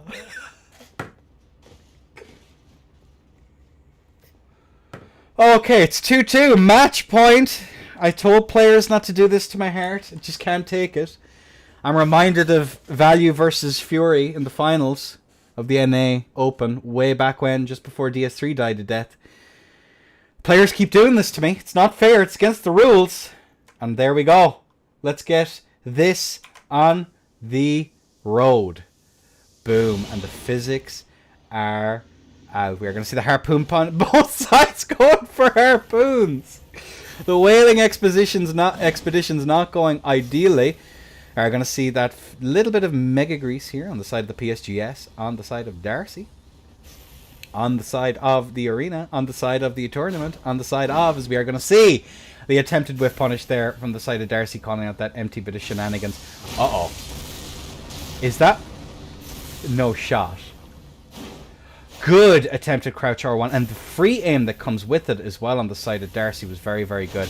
Tries to go for a whiff punish against the LGS there. We are going to see the health lead immediately go over to Axie now, but Darcy's not too far behind. About 500 HP, as we are going to see those crouches underneath the harpoons. You know, duck, dodge, dive, duck and dodge. We are going to see the two-handed swap here on the side of Darcy, perhaps trying to get rid of a little bit of poise chip. It is going to interrupt, though, which is quite unfork bestie. However, good rollouts there on the side of Darcy don't mean that we get too much damage. Both sides are within about 600 HP of each other. Still tries to go for that roll catch. Not quite able to make it. We might have to see a swap here on the side of Darcy. Tries to go for another crouch there, but Axie's just playing very, very patient. And we see the R1s come out there. The jump attack into an R1 on the side of Axie as well. Darcy is going to be hit now once again. Goes for the punish, actually managing to land it, and the strafe for the standing R1 comes out as well. Darcy being very, very careful here, not wanting to get hit by any of it. As the sword dance comes out there, Axie is going to be hit, evening this out too. Once again, very, very close, about 70 HP in the difference. Darcy here playing that slow game, however, is going to be clipped from Gilo, but Axie here just cementing a further lead. The swap back over onto the Knight Rider is definitely an interesting play, as that anti-air, but the hyper armor is going to be broken, and the sword dance double rolled there on the side of Darcy. 700 HP into a follow-up R1. Good roll out there on the side of Darcy, but is going to be clipped by the rest of it, and punishes the mash once again. I haven't quite caught what Ash of War we see on the side of Darcy as the rocks have been thrown. Running attack there, but the tracking just wasn't quite where it needed to be on the side of Darcy. Jump attack comes through, not quite able to make it. Force back in, the anti-air comes through into a standing R1. 200 to 300 HP. Neither side has a tier. Standing R1 and the crouch attack. Are we going to see a follow-up? We do not see the follow-up. That may have been enough to do it. Unfortunately, we see the swap back over onto Darcy, onto the off-stock there, just to get that last hit in. And the trade! And Darcy's scout takes the day. And that, ladies and gentlemen, is going to be the end of Wave 2's winner's side. Holy moly. Insane. GG's. Phenomenal round. Phenomenal frickin' round. 3-2. Very well played to both. All of those were absolute nail-biters. Absolute nail-biters. Okie dokie. So it does look it's going to be Lucy versus Darcy. The way to beat Lucy Darcy is to make them mold. If you make her mold, it's all ogre. Bring out the Peachy Boy tech. That's going to be the real killer here. All right, well, it is looking like we're going to do it in the order of the challenge. So it's going to be number 9 first. It's going to be Breeze versus Osiris. Oh, do we have Kiwasao in tourney right now? We do. We're actually going to keep it. Kiwasao versus Axie. Kiwasao versus Axie. That's fine. That'll do. Kiwasao versus Axie. Fuck challenge.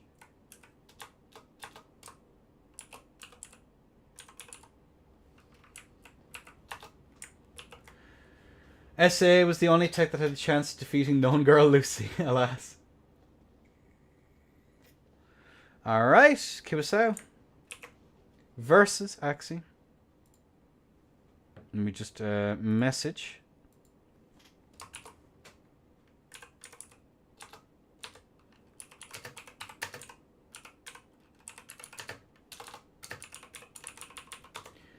Alright.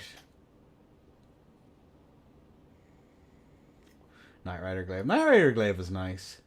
It has some really solid range to it, which definitely does help. Which I think is kind of zesty. Rila.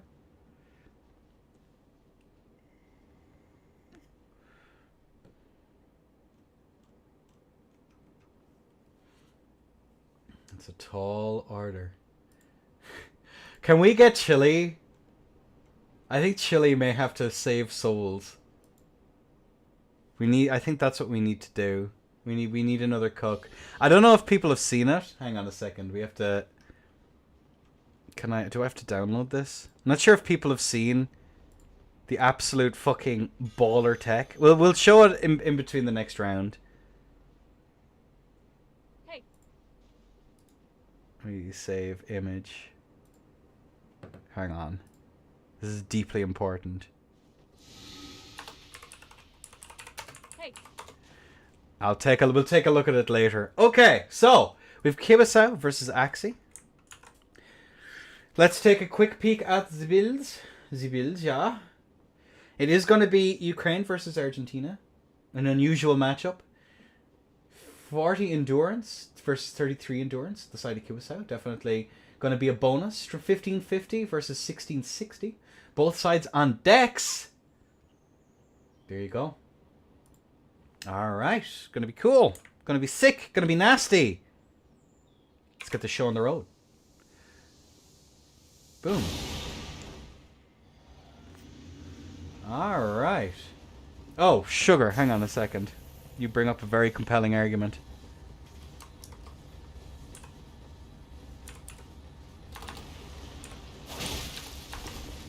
Here we go. Alright. There we are. Alright, folks. We are going to see what seems to be the Grey Cat. Voices. The LGS here once again. Good little Dukeouts there on the side of... We're seeing Neo from the Matrix here is what we're seeing. We are going to have little skedaddles back there once again on the side of Kuwasau. Axie doing a decent-ish job there of just not being hit, which I think is very pro. It's a professional, I reckon. We are going to see a long neutral develop here. Both sides are so far away from each other. So far away from each other here. Neither side really willing to chance very much of anything. The rolls come out here from the side of Kuwasau. Goes for a jump attack there. It's not quite going to be able to land. The follow-up there is also going to go right over his head. Kuwasau just doing what he needs to do in order to get as much damage as possible. The G-Cat here doing an awful lot of work. For the trade comes through, but actually no trade. It was actually all... Kuwasau was the only one to take damage there, but the follow-up there comes through. And another Crouch R1 comes through trying to actually catch. Oh, the Sword Dance is going to be duked into a standing R1, which is going to hit. Jump R1 comes through here from the side of Axie. I don't know. It's kind of a curiosity here as to whether or not, like, on this latency, whether or not going for poison might be a slightly better idea. Ooh, that was wild. It's going to be 250 for sure.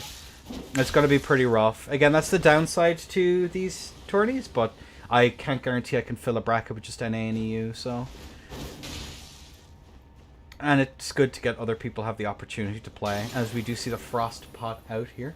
Axie is quite low. Goes for the run attack there. Forced. Ooh, that's going to be a bleed proc. The big bleed proc here. And the standing R1 comes through. And a good roll out here on the side of Kuwasau. Standing R1 there just as a little bit of keep out, which does in fact work. Just keeping Axie on it. Good. Oh, that backstab grab was what we call in the business tragical. Actually able to get the roll out there as well, as we do see the bleed grease going back on once again. Jumping R1s coming through. Another dat roll is kind of nutty. LGS here. We do see the rolling of the bleed proc into a sword dance. Kuwasau is quite low, but he still has his tier, and no more, as I say it, the caster's curse pulls through into a little bit of a mash. No, whiff punish restored, ladies and gentlemen. We're going to see that jump over the top there into an R2. The trade comes through very, very late there. Kuwasau is going to be getting the hit into a bleed proc. Oof, what is the build here? I'm so curious. It's going to be Kuwasau taking the first stock. And I should say this is going to be loser's bracket, so it's going to be a best of 3. Sorry, I didn't get all this stuff set up beforehand. That's crazy, dude. Crazy, dude. Dude. That's crazy, dude.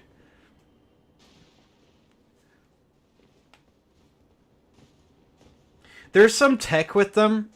You can go for a headshot into another one. Are you going to a Weatherspoons? No, there's no weather. I think there's only one Weatherspoons over here, Squishy. Unfortunately.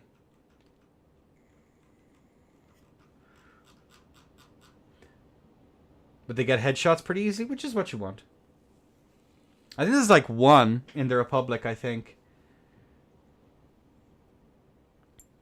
I believe. Camera? Oh, it's just waiting for the players to get into possession. There might be some in the north, Ruth, but in Ireland, I think there's only one or max 2.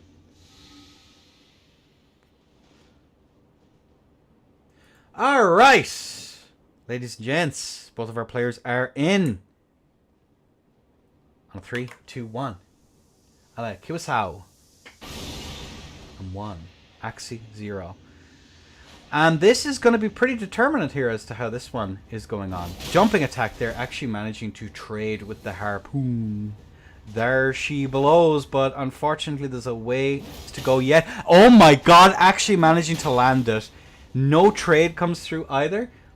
Both sides are going to be chilling. As I imagine that's going to throw you off your center of balance, having both of those harpoons hitting you. As we are going to see yet another hit there. Forced back in there once again. Goes for his follow-up R1 on the shear.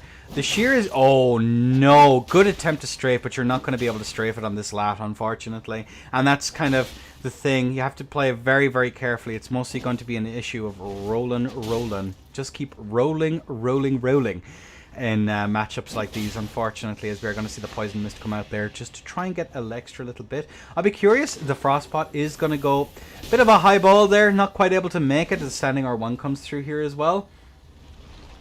Oh no, the bombs! Goes for that running attack there to try and keep that nice little bit of damage. The jumping R1 comes through as the G-Cat is going to get a little bit of extra damage there once again. We are going to see the swap over to Halberd, which might actually be the best option. Going Halberd onto Poison Grease might not actually be a terrible idea. And then forced back, you know, once again. And that's going to be the poison proc here. Unfortunately, not going to be punished there from the side of Kiwasao. That spacing, this is why I'm saying the players are standing very far away from each other. And that's going to really cost them an awful lot. You have to stay as close as you reasonably can and be confident in your spacing, because otherwise you get free boluses like that. Forced back now once again. We are going to see the Poison Mist go through, but it's not actually going to proc. We are going to see that punish, though. The Halberd might definitely be the play, and the standing R1 comes through there just to get an extra little bit. We might see a swap back over. There you go. That's why you have to stay close. That bolla, you cannot be allowing those boluses for free. Even on this slot, even just getting pressure against it has to be how you do it. That's the real aim of it. If you do see the Tagger there managed to hit the Egon's harpoon there to try and get an extra little bit of damage. Good roll out of the other harpoon. The harpoons coming through there, but good roll out there on the side of Axie, who unfortunately is going to be clipped by the end of that hitbox there as well. We see the roll out there on the side of Kiwasao. Both players, we are going to see the Frostpot. That's going to be a proc. No trade, though. Would have won that. That's going to be the bleed proc. But we see that skedaddle. Manages to get the pressure and just immediately skedaddles out of it once again. Far too careful about counter pressure and not really in positions to actually get those punishes, which is going to come in clutch here as we do see the trade come through. Definitely in the favour of Kiwasao so far. 248. And there we are. We're going to see that nice little bit of pressure. The grease comes through. The lightning, the mega grease comes through. The shinies, as we are going to see. Uh-oh. We didn't even see a follow-up there. As we're going to see the standing R1s. Egon's harpoon there just to try and get an extra little bit. And I'm sorry for the gun kill. And that's going to be Kiwasao taking that stock very handily. GG's. Nicely done. Alright. Cool beans. I have a pizza. I'll take one if it's going. Bloodborne finished. Again, sorry for the gun kill. Alright then. Let me just mark the scores. Yeah, GG's to both. Again, it's an open bracket. It's just the nature of the beast. So it is going to be Breeze versus Osiris in the next round. Cool.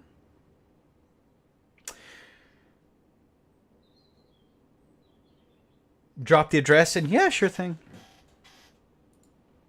Do you want to watch The Lord of the Rings?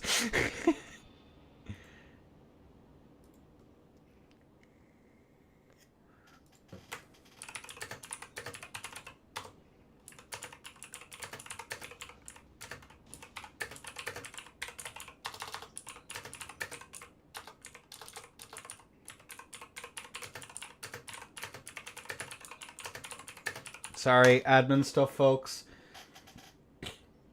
Hey, we listened to the entire thing, okay? Jake, are you coming? You make googly eyes like Aragorn and Legolas for a while. Alright.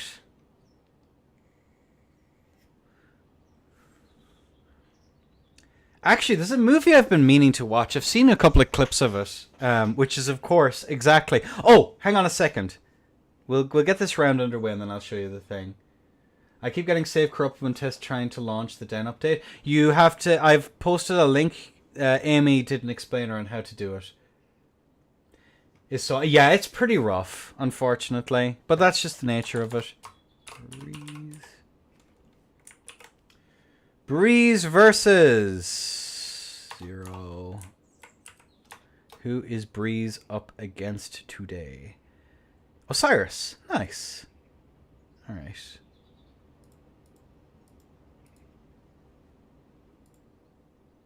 Osiris. Cool. I don't need to change anything. I really outboarded. I just outroared Axiom. Yeah, it's unfortunate. I'm so EP. Yeah, get some rest post-tourney, dude. I really appreciate you coming. It means a lot. Okay, so it's Osiris versus Breeze. Cool. All right, folks. It does seem as though we have our players in the hoose. And the moose will be loose about the hoose. As we are going to see the builds. It's going to be strength versus strength. 60-50. 13-20. I'm going to be guessing that Osiris is going to have some extra things to cook, which is going to be nice. Ugh. Oh, dude. Osiris, don't be doing yourself a damage, brother. That's rough. That's pretty rough. Oh, and it's losers 2, not losers 1. There we go. Okay, cool beans. We have both of our players in. We've seen the build. Strength versus strength. 10 points of strength, the difference. Versatility versus damage. Let's see how this one pans out. Boom goes the bolt. Roll goes the players. And the crooch go the players as well as a jumping attack over the top there. Breeze not going to be punished there for that roll. The follow-up R1 just wasn't exactly ideal. Chilling mist coming out here on the side of the... Oh, on the off shear. Interesting. Okay. We are going to see both players here chilling now in long neutral. Running attack, hitbox moment as the trade comes through. It is going to be in the favor of Osiris, just mostly down to the life advantage that he has. As we are going to see yet another roll here as the Gugs. Le Gugs is coming off here. Goes for another run at R1 on the side of the Halberd.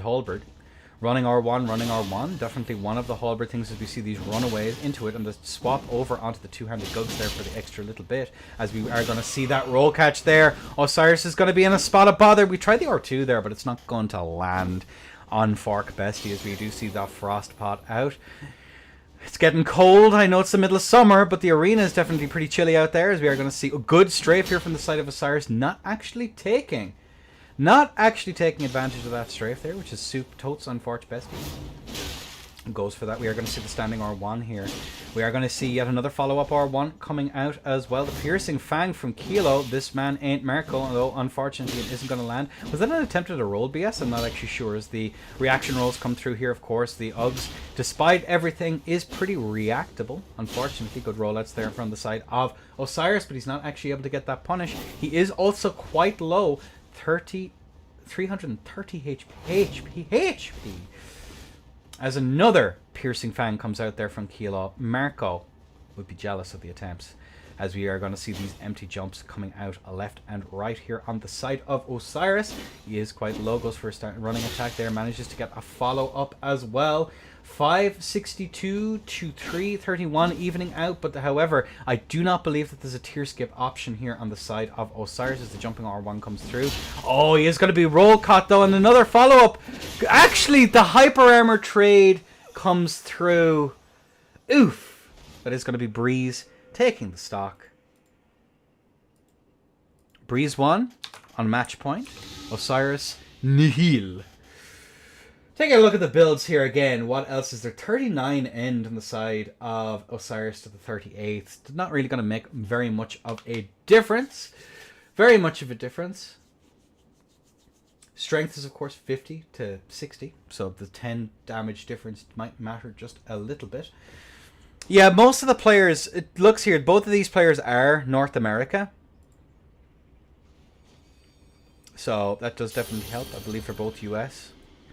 And if I recall correctly, both US East, so the ping should actually be pretty damn low here. Alright, let's crack on once again. There we go. Let's get this show on the road. Ja. And the physics. And the crutches. And the random roll there that does actually work on the side of Osiris. Both players here go for another running attack. The LGS is out. On the side of Osiris, as we do see that jump R2 come out, but it is unfortunately not going to land. The LGS, of course, is going to be two-handed, but there we go. Oh, and the sword dance to follow up.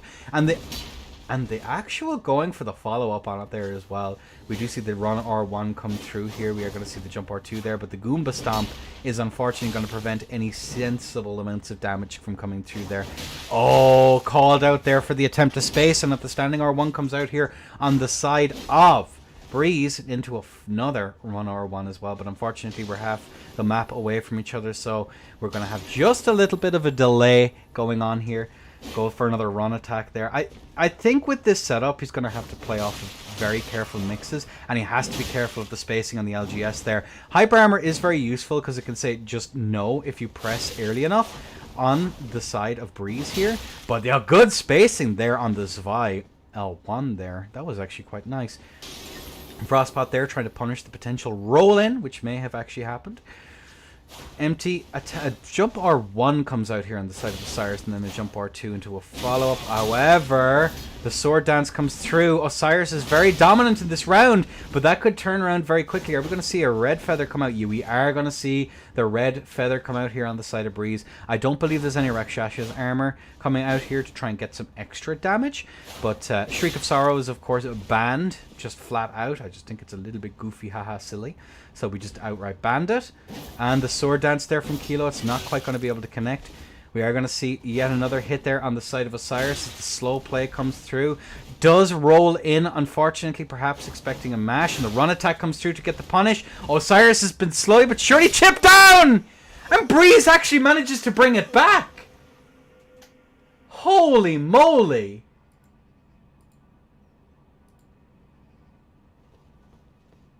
What? He actually managed to bring it back. That's actually kind of nuts. What was the HP disadvantage, guys?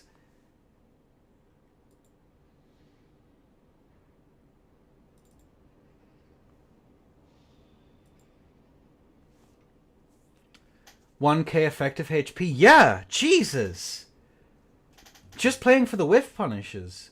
And it worked. It actually freaking worked. GG's. Hey, Nicola. Hey, Nicky. Who else is in chat here? Reverse sweep is crazy. Chi-Chi's. No BGT. Yeah, very low poise as well, but very careful play. Spirit plus RTSR, my goat. Who's the goat? There's a couple of them. I think in terms of, like, Tourneys 1? I don't know at the stage it used to be. Used to be Space Ranger.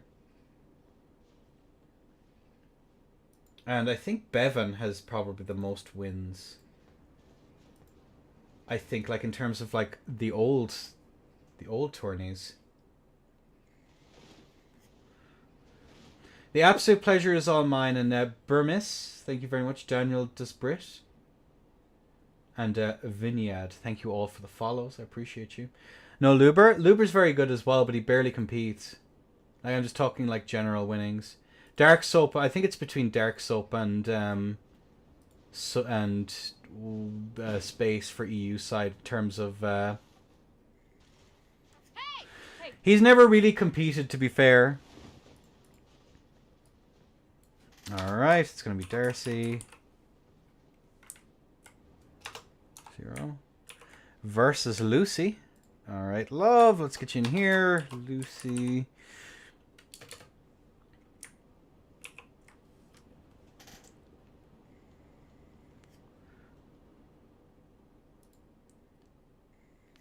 Let me just get all of my shenanigans set. It's going to be best of 7. It's winners finals. So it's going to be semis. Yes. Luber's like flawless record. Alright, let's get this show on the road either way, folks. So it is going to be a best of 7. It's the first of the best of 7s. So, let's get this show on the road while we just take a quick look at the builds before we do. Alright, so it's going to be the 35... Nope, that is the wrong way around. GG's.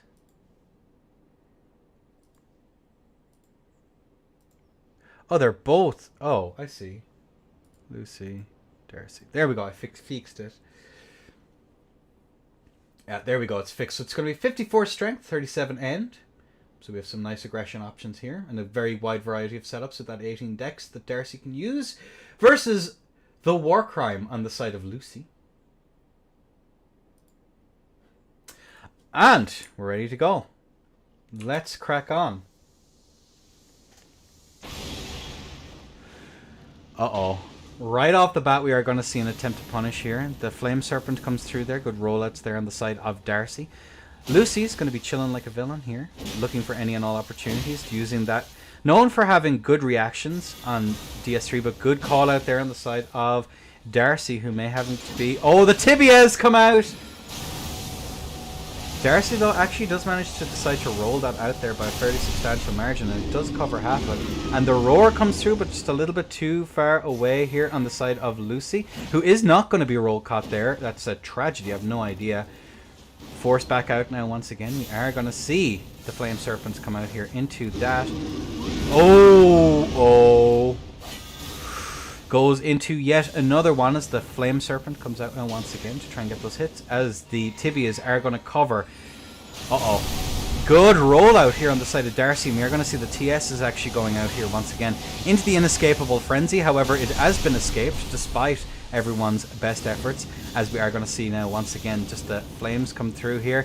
I can't actually remember the name of that particular AoE, and Lucy's going to be... Uh-oh, and the Catch Flame comes through. Good rollout there on the side of Darcy, expecting a follow-up. Oh, nice. Caught in the corner, but the rollouts there come through into a trade. Darcy's quite low here as the... Force back out now once again. The tibias come out here once again into the bear roar. Once again, we do see that come out. Good rollout there on the side of Darcy, though, who is going to roll out now once again. We are going to see that. Uh-oh. And the attempt to catch that there. Darcy has actually managed to do it. The R2 comes out, but I think perhaps a better option would have been... Oh, Catch Flame comes through here, but we aren't seeing a punish here from the side of Darcy, who just has to be very careful. Good bait of the Wrath of Gold here. Force back in now once again. We are going to see it now once again. Goes for that, managing to get the punish here. Darcy keeping up the pressure. Force back in now once again. We do see a running attack come through here. Catch Flame is down through. Another Catch Flame. Catch that flame, but none of them actually managed to catch, as we are going to see Darcy here roll that out there. We are going to see yet another attempted... whatever the hell that thing is called, and we see the Inescapable Frenzy come through. Good rolls here from the side of Darcy, but she's quite low. The Catch Flame isn't actually going to be able to land it. Darcy runs away there, but goes for a run or two, and out comes the Erd Steel here, just as a means to cover the flask, which does actually go through. Darcy here is quite low, doesn't have Tear, tries to go for the strafe there. The Crouch R1 comes through here on the side of Darcy's. As yet another this thing comes through here. Good jump over the top there. Are we gonna see a Catch Flame? We do not. We do see the Bear Roar! And that is gonna be Lucy. Actually getting pretty close there on that one to being taken out. Lucy, first stock. That roar goes way too far. Yeah, it's interesting. I think this is the first time we've seen Caster properly be used in a bracket in a while.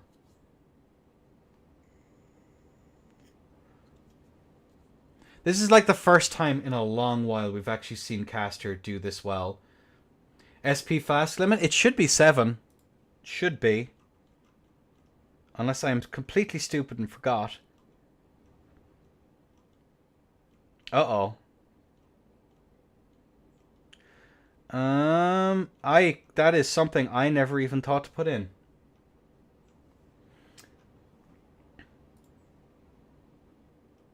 Let me just, we'll play out this round, and then we'll just make sure. I haven't... Kraskov limit, can we set it to 3? No. No, you're good. I did add it in. Okay. Cool. I just can't read. I just couldn't remember where I put it. Oh. Uh-oh. This might actually be the build. Okay. Can we set it to 0? No. It's part of the game. Mudkips, cope about it. Alright! Both players are in. Let's get the show on the road.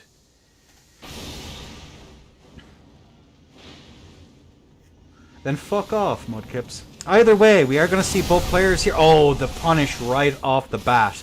We are going to see both of them going for that particular spell. Trying to get the dodges out there, but unfortunately Darcy is going to be clipped now once again. We are going to see, here we go. Into that punish there, Lucy is going to be taking a little bit of damage. We are going to see both of them. Force back in, the Flame Serpent comes through here, but it's not quite able to connect. Good moves. Oh, there's the punish there. The Wrath of Gold is going to be punished. The Flame Serpent there is going to go out. The Tibia summons here. Oh, tries to go for the punish regardless into the Bear Roar. Good rollout. Though on the side of Darcy. Jump R2 come out there to try and get some... Or Jump R1, sorry. Oh!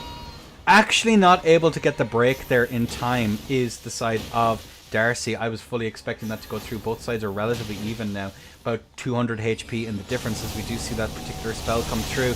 Not quite able to get the damage. Force back now once again. Force back now. We are going to see the Inescapable Frenzy come through. Good bait out there on the side of Darcy, expecting a little bit of pressure. But the Earth Steel is now out. We're seeing Lucy under a little bit of strain here. That DS3... Oh, goes for the run R2 into the strafe on the Earth Steel. Definitely one of the plays, as we are going to see the roll in through the funny particle effects as Lucy is going to be going for a catch flame. They're just about able to land the first one. Goes for another catch flame. It is going to land. Good rollout though. Lucy's actually taking an insane amount of damage here. That's going to be the tier gone. However, 500 HP compared to what Lucy has as the explosions are going to come through over the top. Are we going to see over the top? No. We don't.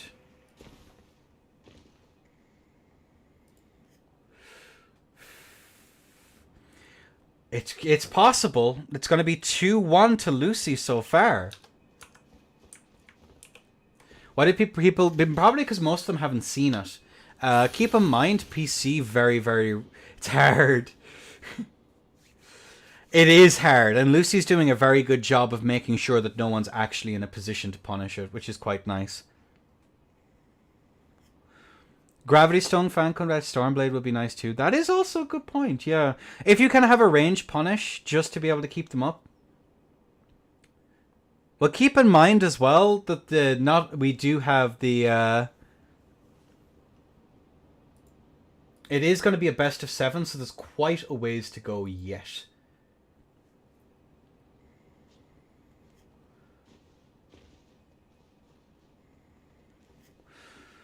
Alright, we're seeing just some changes here come out on the side of Darcy, which I can't say I blame her for. So let's just take a quick look at the builds here as we're kind of getting to grips with what's going on here.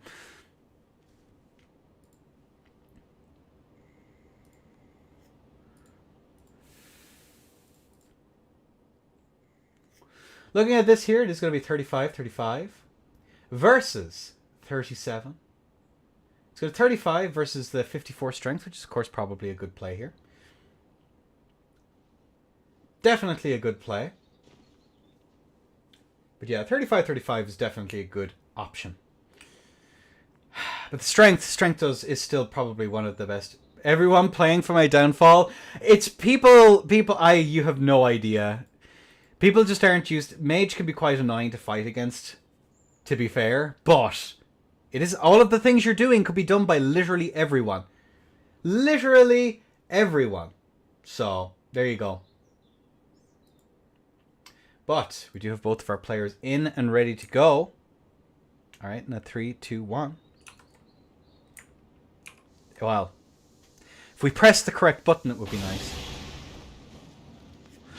Boom! Out goes the explosions. Right off the bat, we see a nice bit of pressure. Ooh. Panic roll there is going to be punished. We are going to see, of course, the Flame Serpents there into a catch flame there. Is going to connect on the last one then. Keeping up that bit of pressure, we are going to see another flame. Another catch flame come out there. We are going to see Lucy here going for some shenanigans, but is going to be immediately punished.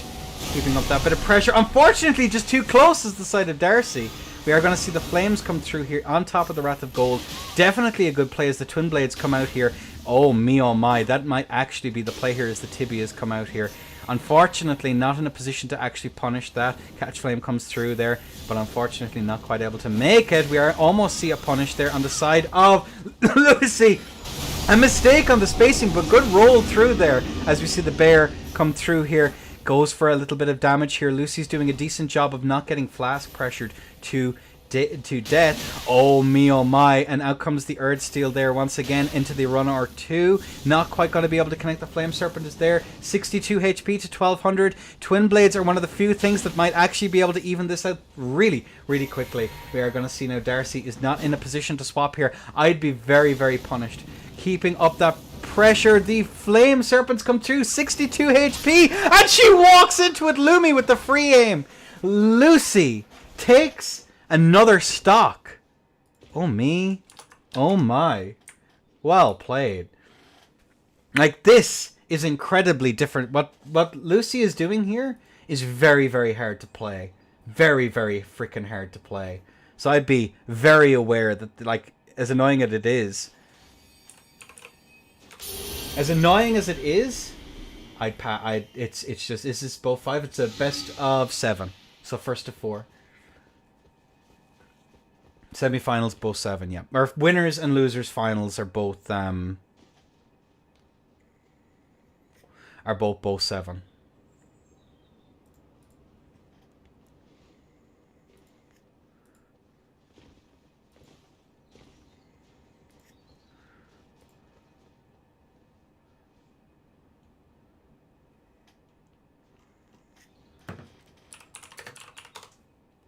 Alright, yeah, lock in. Exactly. But either way, both players are now in.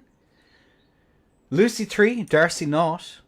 Let's get this show on the road.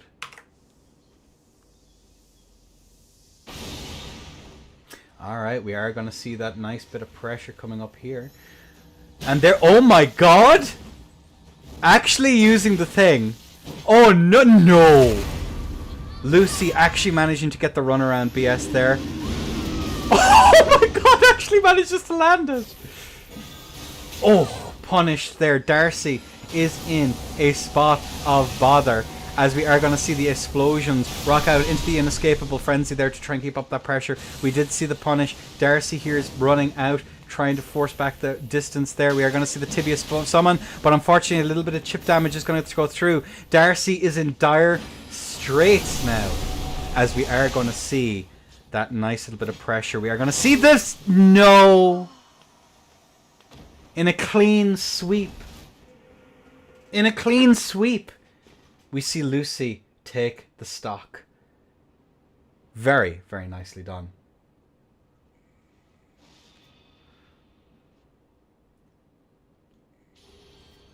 And thus, Darcy learns the valuable lesson that Twitch chat is cooked and never listen to it. There we go.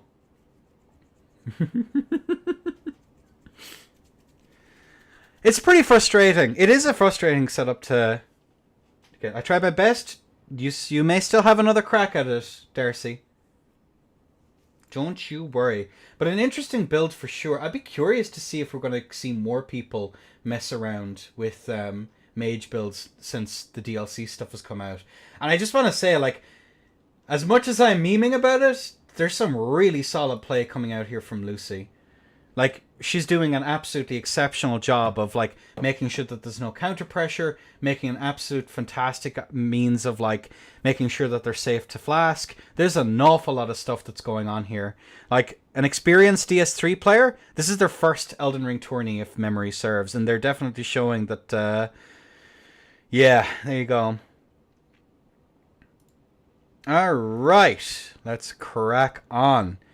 With actually no, before we do, I need to show something.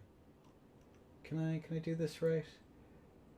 Chili, are we gonna have another version of You've Been Taken Down, Rascals? Are we gonna see another one? Is the real question.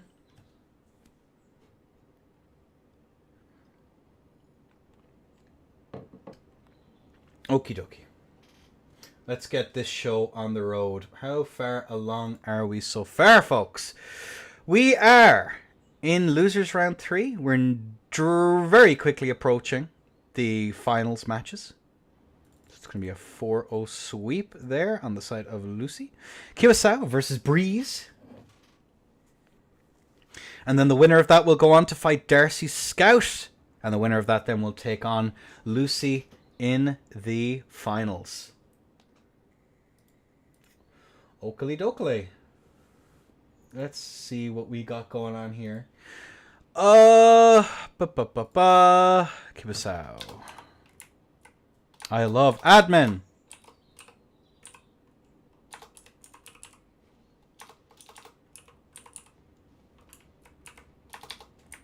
Cool. And then it's going to be versus Breeze. Cool.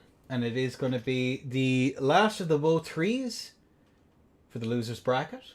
So let's get that show on the road. Boom. My God, I'm so professional. Wowzers. Wowzers. So we're just waiting on Breeze, I believe. One of the players needs to get in.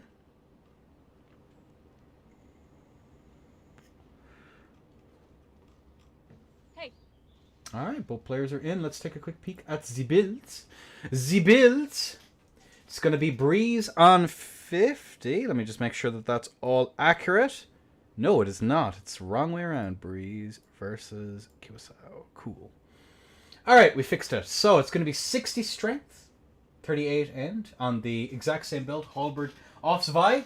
Voices. What seems to be the great katana on the side of Kiwasao. 40 end. Actually weird that Kiwasao has more end going for him than Breeze, but Breeze is of course paper light armor. So that should be fine. Interesting choices of the builds. Alright, folks. Let's get the show on the road. Kiwasao in blue. Breeze in red. Let's crack on. Kaboom. Kaboom. And we are going to see both of our players chilling now. We see immediate pressure here. Kiwasao on the dreaded Tooth Whip.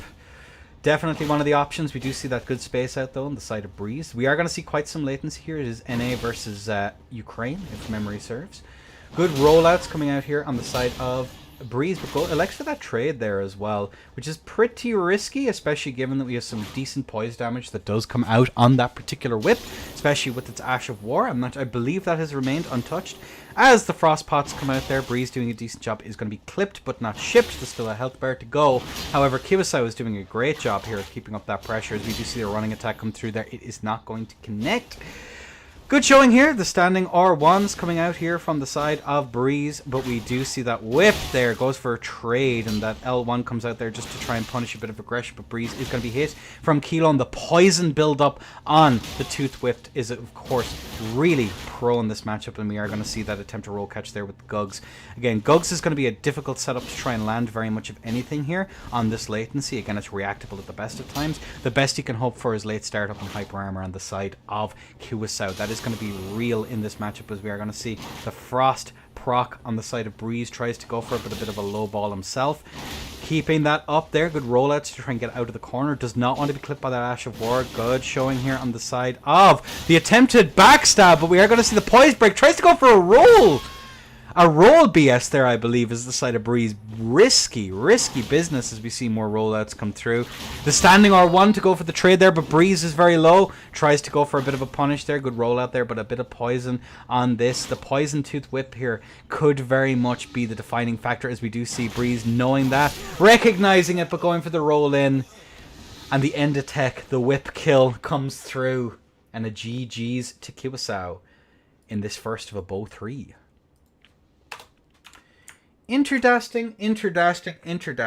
I'm kind of off the top of my head. I can't quite make head nor tail of it. I think that the Tooth Whip is if played correctly, can be quite lethal, especially given that you can punish those roll-ins with the weapon art. But I think it's the poise on the side here of Breeze is actually going to be in a spot of bother. I'm not sure the other area really knows how to play into it. Yeah, I kind of agree. It's something that definitely catches me off guard an awful lot, especially on any bit of lat, because you can't really confidently space it. Really, the answer to Kite as a general rule is just wait for them to come to you and then punish them when they try. He has a hyper armor. He has a hyper armor option, so he could kind of leverage that. But again, there's no point in being the backs and the armchair general here. I leave it to the players to kind of figure this one out. All right, we do see that. Goes for that. Actually managing to land the jump attack there, and we do see the attempt there. The poison buildup is going to be quite high there, as we see Breeze managing to change some of the tallies. But has to be careful. Could be caught in menu, as we do see the trade come through. Run attack comes through. L1 is going to be punished, but the hyper armor comes through here on the side of Breeze, but he is going to be poisoned, so we might have to see an opportunity to get that bolus. It is going to be punished. Good showing here on the side of Kiwasao.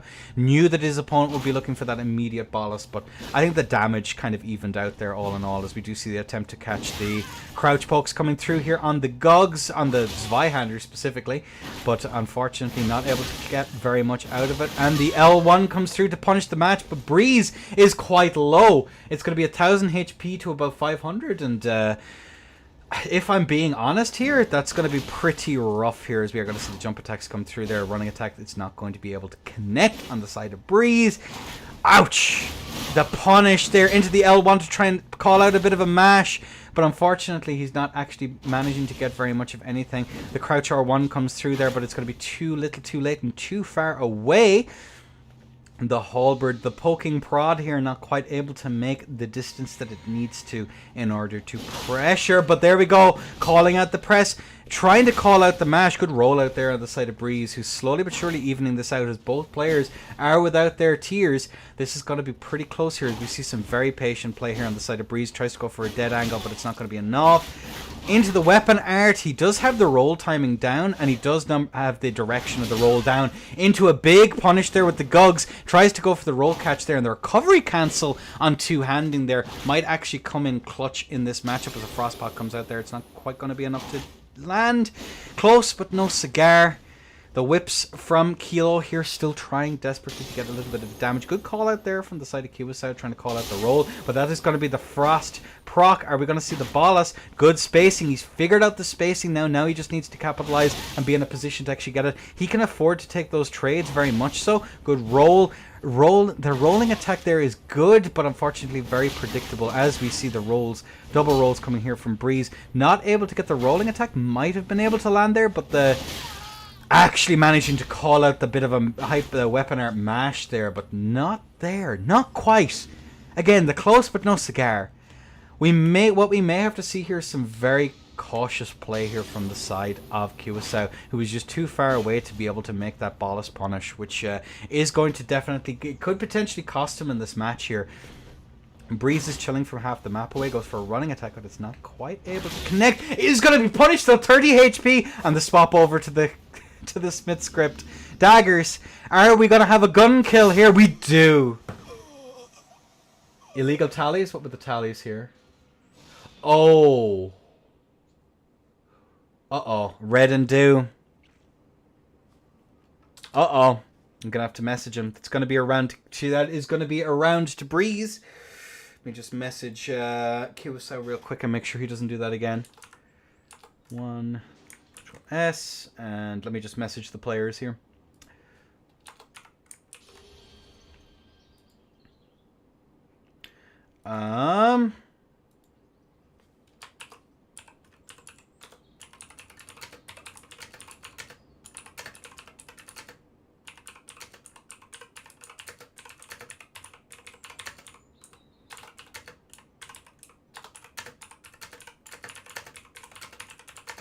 All right, there we go. Unfortunately, with the HP, it does actively affect the matchup, which kind of sucks.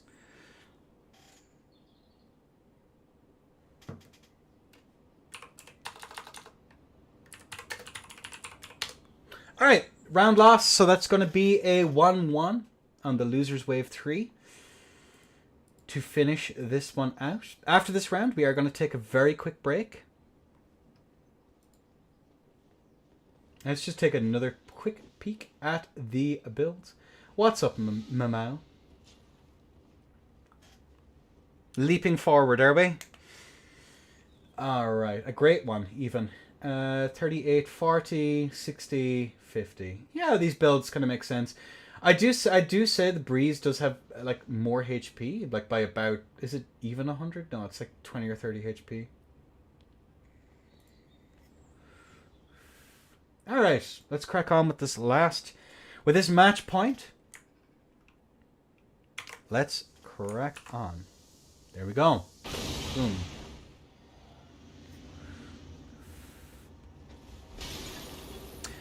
There we go. Goes for that running attack there now once again, but it's not going to land. The jumping attacks in the whip are curious. Breeze is going to be stuck in the corner here.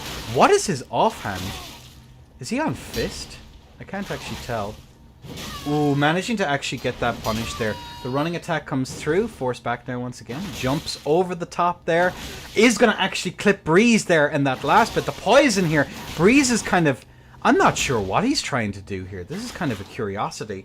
Breeze is doing a decent job, but his health bar is so low now. I think he might have been caught in menus. I'm not actually sure. Oh no! If free aim failed, that is going to be the tear gone on the side of Breeze. That is going to be an unfork bestie. Unfork bestie. Jumps over the top there to try and get a little bit. The whip comes through from Kilo, actually managing to land the hit. Good showing there from the side of the actual whip punish comes through there once more. Oh, the Smith script comes through and we had another gun kill. GG's WPs. Kibiso taking it. And a well played. GG's to both. Yeah, inputs getting eaten can definitely be pretty rough. I feel that emotionally. That is the downside. That is the downside to crouch poke setups, but that does mean the Kiwisao.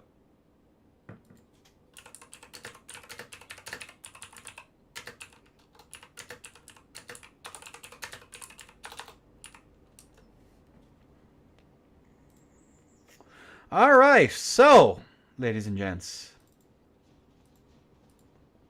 We are going to take a quick break, Darcy. Before the finals, I need to clean up my folders, unfortunately, because I've run out of disk space for recording. You hate to see it. So we're going to take a very quick break while we get all of our stuff set up and ready for the bronze match. The winner of the bronze match, of course, is going to win the wonderful prize of guaranteed to not be able to enter these anymore, which I think is giga-based and a really good prize for an Elden Ring tourney. But they will get the champion's role. That's the prize. The prize is that you get... no, you've already gotten it, Lumi. Sorry, Lucy. You've already gotten it, love. I'm sorry. No. Yep. The prize is that you get priority in tryhard events in future, which I'll be doing 2 a month. At least, if not more. We'll see. I hope everyone's enjoyed the tourney so far. I've definitely enjoyed it. There's been some the Egon's harpoon, managing to get that, as we do see Darcy levitating. It's leg day apparently. In the background here, there you go. Look at that, powerful. All right, but either way, ladies and gents, I'm going to take a quick break while I get all of my folders sorted and grab some water. We've cracked on with the tournament very well. We're making good time, so. Congrats to everyone so far. You've all been absolutely amazing. All right, talk to you all soon. Bye.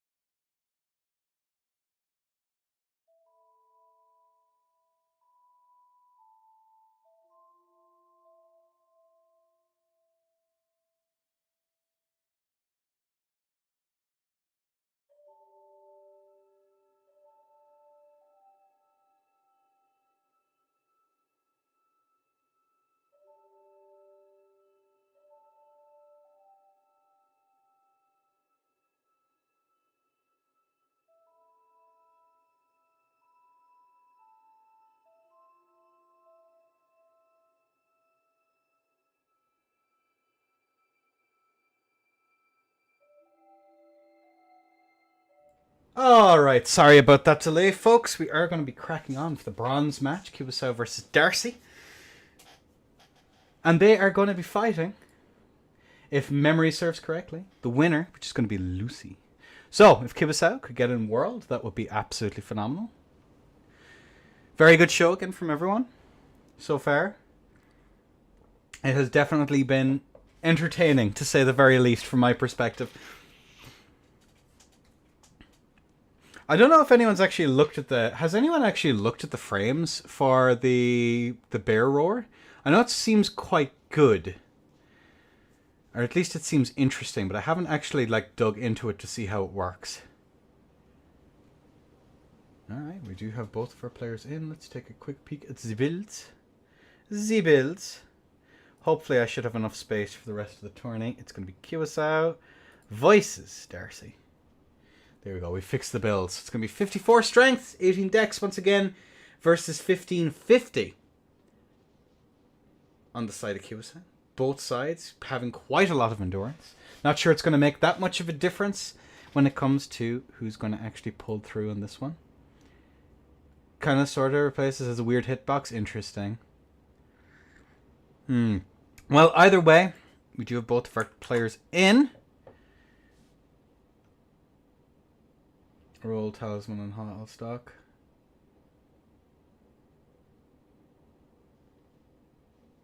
We will see, we will see. It's early days yet, my friend, as we are going to see both of our players here go on, and it's going to be Kubisaw, blue, Darcy in red. Sorry, got a little bit caught up there. And let's crack on with this last, potentially one of the last matches today. This is going to be... There we are. Force back in now once again. We are going to see both players going for their respective buffs. Darcy is going to be punished there. Good rollout though on the side of Darcy. The R2 almost connects. Good space out there. Managing to try and go for that R1. Close, but not quite there yet. As we are going to see both players now chilling.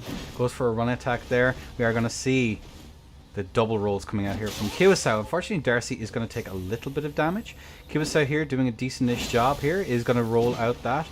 Darcy is able to actually strafe it, but not in a position to actually capitalize on it. Good roll there, but it is going to be immediately punished, though, as we'd see the roll out there. The crouch attacks on the halberds are definitely underrated, especially when they have hyper armor, which allows them to go in for that little bit of pressure. Tries to get that punish there. Darcy almost able to catch again.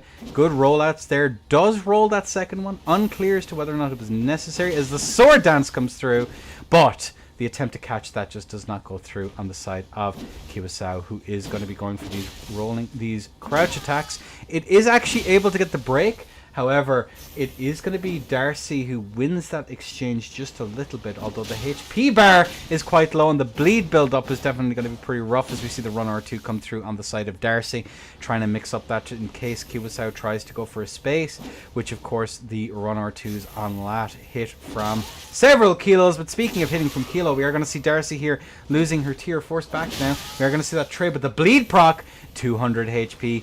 Kubisaw now is very much in the lead, but it's not over till it is over, as we are going to see Kubisaw keeping this very long spacing here.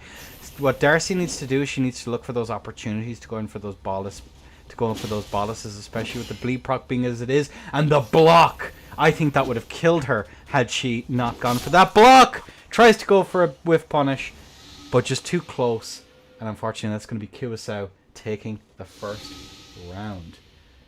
Very, very good stuff from the side of both players here. Very, very good stuff. Let's get this on the road. That's an older tournament, not the current one. Cool, cool.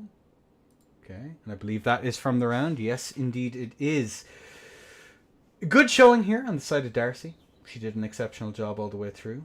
But just messed up some of the spacing early on. Again, it is a best of 7, so there is a little bit of leeway in terms of getting used to the lat, figuring out how you do that, stuff like that. But we are going to see the swap over to PSGS on the side of Darcy. Dead set up for real on God. But yeah, good showing from the side of both of our players there. Very, very good showing. Alright, let's crack on with this next match. Darcy may want to heal up a little bit there. Cool, cool. Alright. Let's crack on. Round 2 of our best of 7. Both players are going to elect to go for their physics. We are going to see the Frostpop that is just going to be a little bit of a high ball. Not quite able to make it. You hate to see it. More pitching practice, I think, as we are going to see the roll out there from the side of Darcy, who does manage to get her grease off. Kibasau was playing a very slow game here. Good to see the roll in there. Not being careful, but is actually going to be clipped there at the end of that hitbox. Darcy is being caught in neutral, just not quite expecting the range.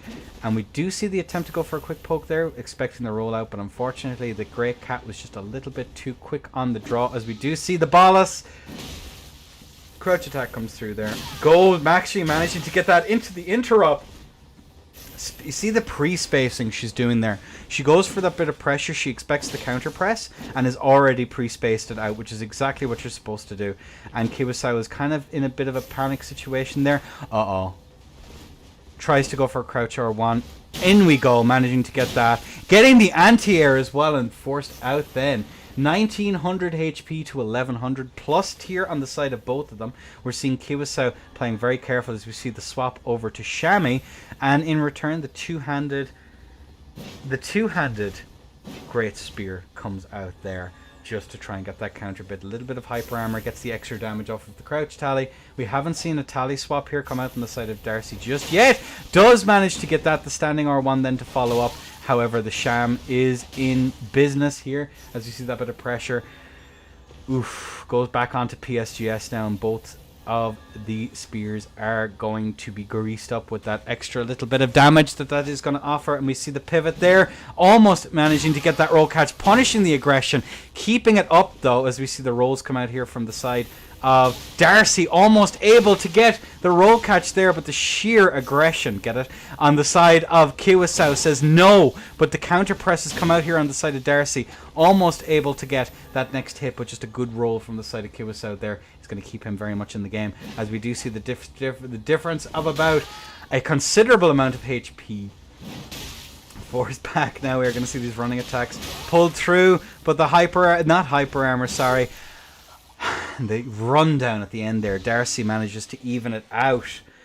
Good showing here. Darcy has some really good great spear play on display. I was a poet and I didn't even know it. Some very, very good presses coming out there. And is doing a really, really solid job. Really, really solid job as we get this up here. Boom. Hit him with that. The shear was definitely a good play. We've seen that Darcy was put under an insane amount of pressure there. But the counter pressure that she was able to put on and then actually be able to keep it. Like you can see some of these here. That just really, really good PSGS play. Especially on the latency, given how much more leeway the other person has to roll. It's kind of nutso. So, you know, GG's, WP's actually managing to get that hit there as well. And the attempted aggression there almost managed to get the press off at the last second. But remains to be seen as we still have both of our players in. And ready to go. Rakshas is not banned? No. No, Rakshas is not banned. And nor would it be, I'd imagine. There's much stronger stuff on display here. But let's get this show on the road as it's 1-1 in this best of 4. No, in this not best of 4. First to 4, best of 7. There we go. Ooh, the trade comes through there, and I'd imagine it's actually going to be in the favor, and as I suspected, it is in the favor of Kibasau in that trade there. The running attack comes through here. It is actually able to get it. The poison mist comes through. Darcy trying to get a little bit of counter pressure there. Runs through the mist. And we are going to see very slow play here. Darcy's looking for an opportunity to ball us, which is going to be very clutch here. And it is actually going to be able to get it off. And here we go. The standing R1 then is a punish. Good unlocks there from Darcy as well. Trying to leverage the crouch attacks there. Goes for a run R2, not quite able to connect. Standing R1 is actually able to get that punish. Good dead angling there of the run R2. That's exactly what you have to do to try and get the late hitboxes that come out of the roll. Both players playing very careful here. Run attacks come through one after the other. Good attempt from Kiwisa, who actually manages to land that run attack there. Runner R2 comes out here once again, but it is going to swing very safely by. Ugh, jeez. Standing R1 then to try and do that. I think the off axe might have been the play there as the standing R1 comes out now once again. No press there from the side of Kiwisa, but the counter aggression here comes out on the side of Darcy, who does get clipped but not shipped as the off axe comes through again, just to try and keep them up. Forced back now once again. We are going to see both players still chilling, looking for any and all opportunities to come in here. Some very patient play coming out here on the side of Kiwisa. Darcy is being very liberal with the use of those run attacks, which she has to be careful of, as that grab might cost her. Good reaction roll there, managing to get away from that poison mist and actually have even the mist, having the mist sail right on by as the off axe comes through, keeping up that counter pressure. Beautiful spacing there on that. Tries to go for those backswings. I'm not sure if any of them managed to land, but that is going to be Kiwisa evening it out. 400 HP to 800. Is going to be stuck in the corner. Is going to be poisoned. No, she is. Ooh. Close round. But Kiwisa takes it. There we go. 2-1. We're on to round 4 now, ladies and gents. Let's have just a quick peek at that playback there. Good play. Very patient play there on the side of Kiwisa. Very, very patient play, looking for just any and all opportunities to get in. Darcy actually rolled that pretty well, given the fact that she'd already gotten to the side of the poison. Not sure if a double roll would have necessarily been needed. Let me just take a quick peek here, make sure players aren't trying to get in touch. Yep, we're all good. As we see the swap back over onto the PSGS on the side of Darcy. That poison mist at the end was tragic. Like, I think it's fair to say that Darcy was dead there no matter what would have happened. We're going to have to wait to... unfortunately, Sage, we do have to wait to see how the Milady changes, how they're actually going to affect everything. On paper, they're very, very strong right now. Very, very strong right now. Which is, of course, going to be pretty important. But, remains to be seen. It's early days yet. Let's crack on, though, with the rest of this round. We have both players in. I do believe we have both players rune-arced. Magnificent. Right. Let's crack on with this. What could be the last match. And the bolt is out. And both players are going to be looking for their opportunities to get the buffs off. Running attack comes through into the mist, though, unfortunately. It's probably not where Darcy wants to be. A good punish, but maybe a little bit overzealous, as we are going to see now. Kiwisa actually managed to get a nice bit of damage off.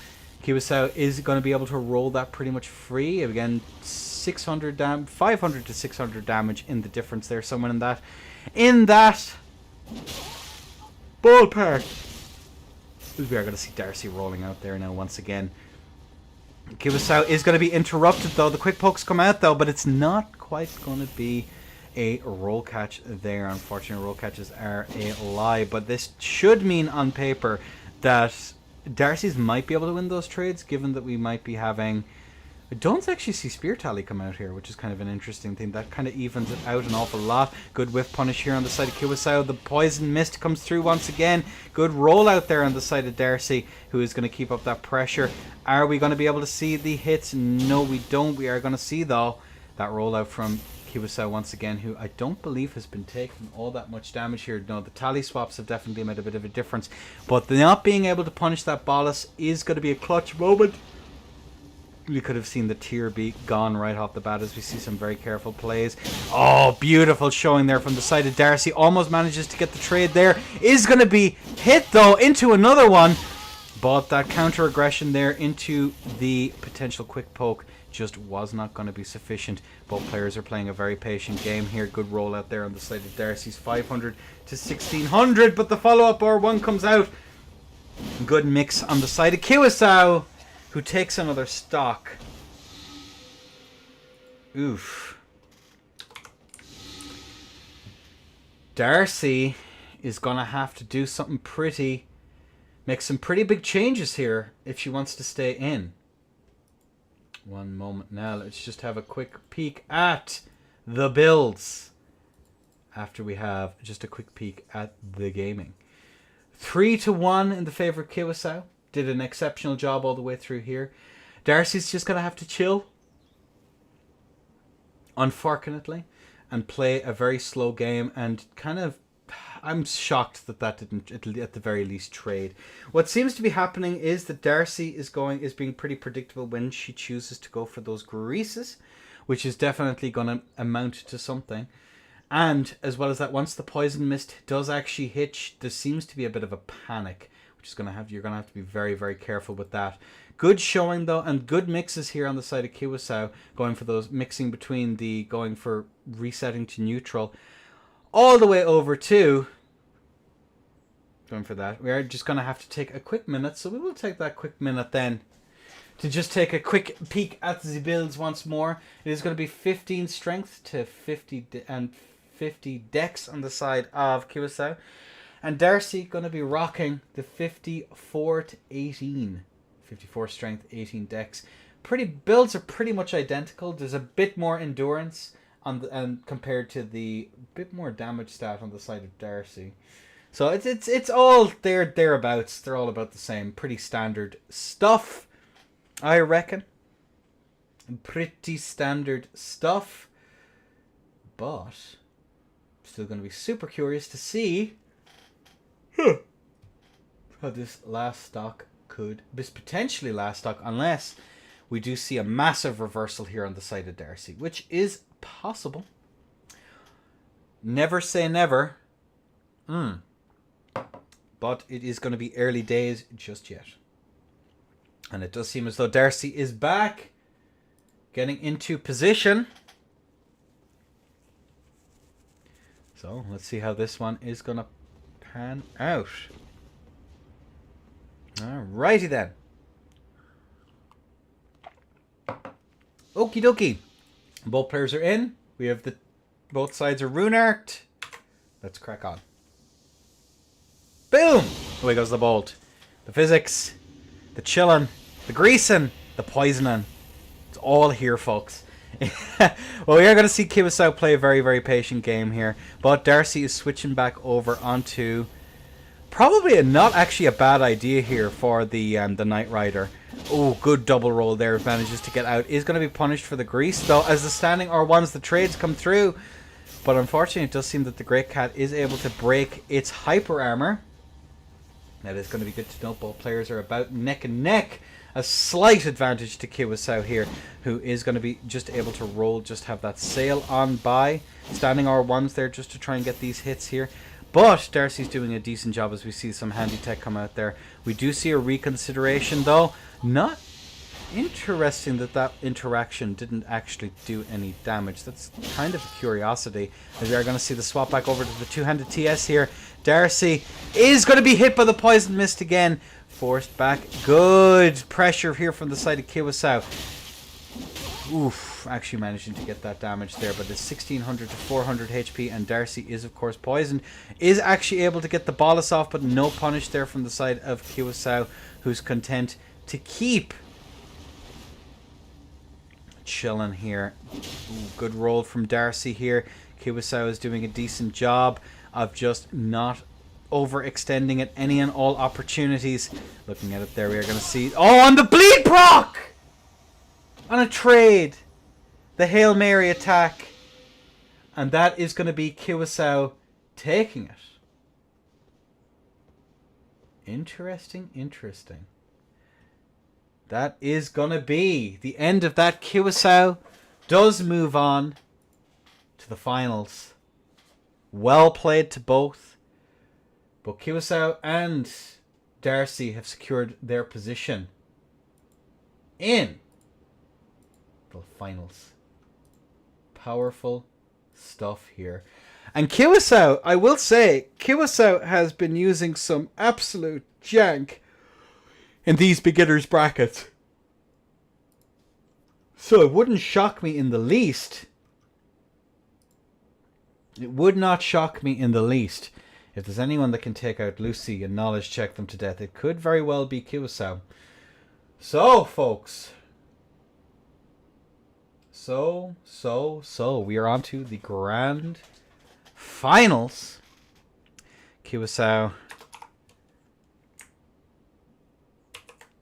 voices Lucy. There we go. Let me get the admin stuff set up.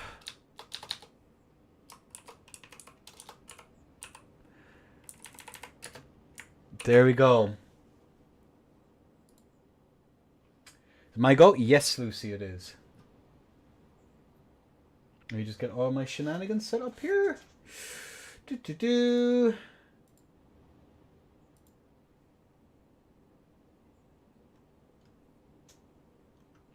Bronze, it's going to be finals.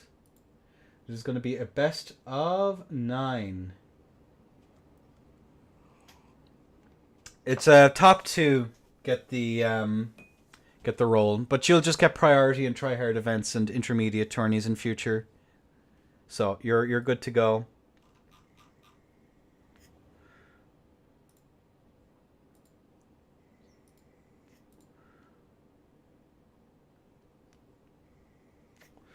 Okay.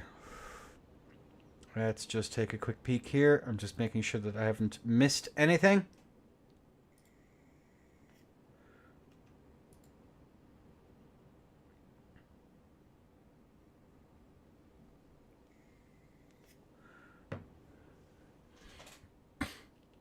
Eat your opponent. Might be the play. How are we all doing, folks? I hope you all enjoyed the tourney so far. I actually woke up late today, so I'm kind of feeling a little bit groggy, and I don't know why. I should have had plenty of an opportunity to wake up properly. But there you go. Well, we do have one of our players in.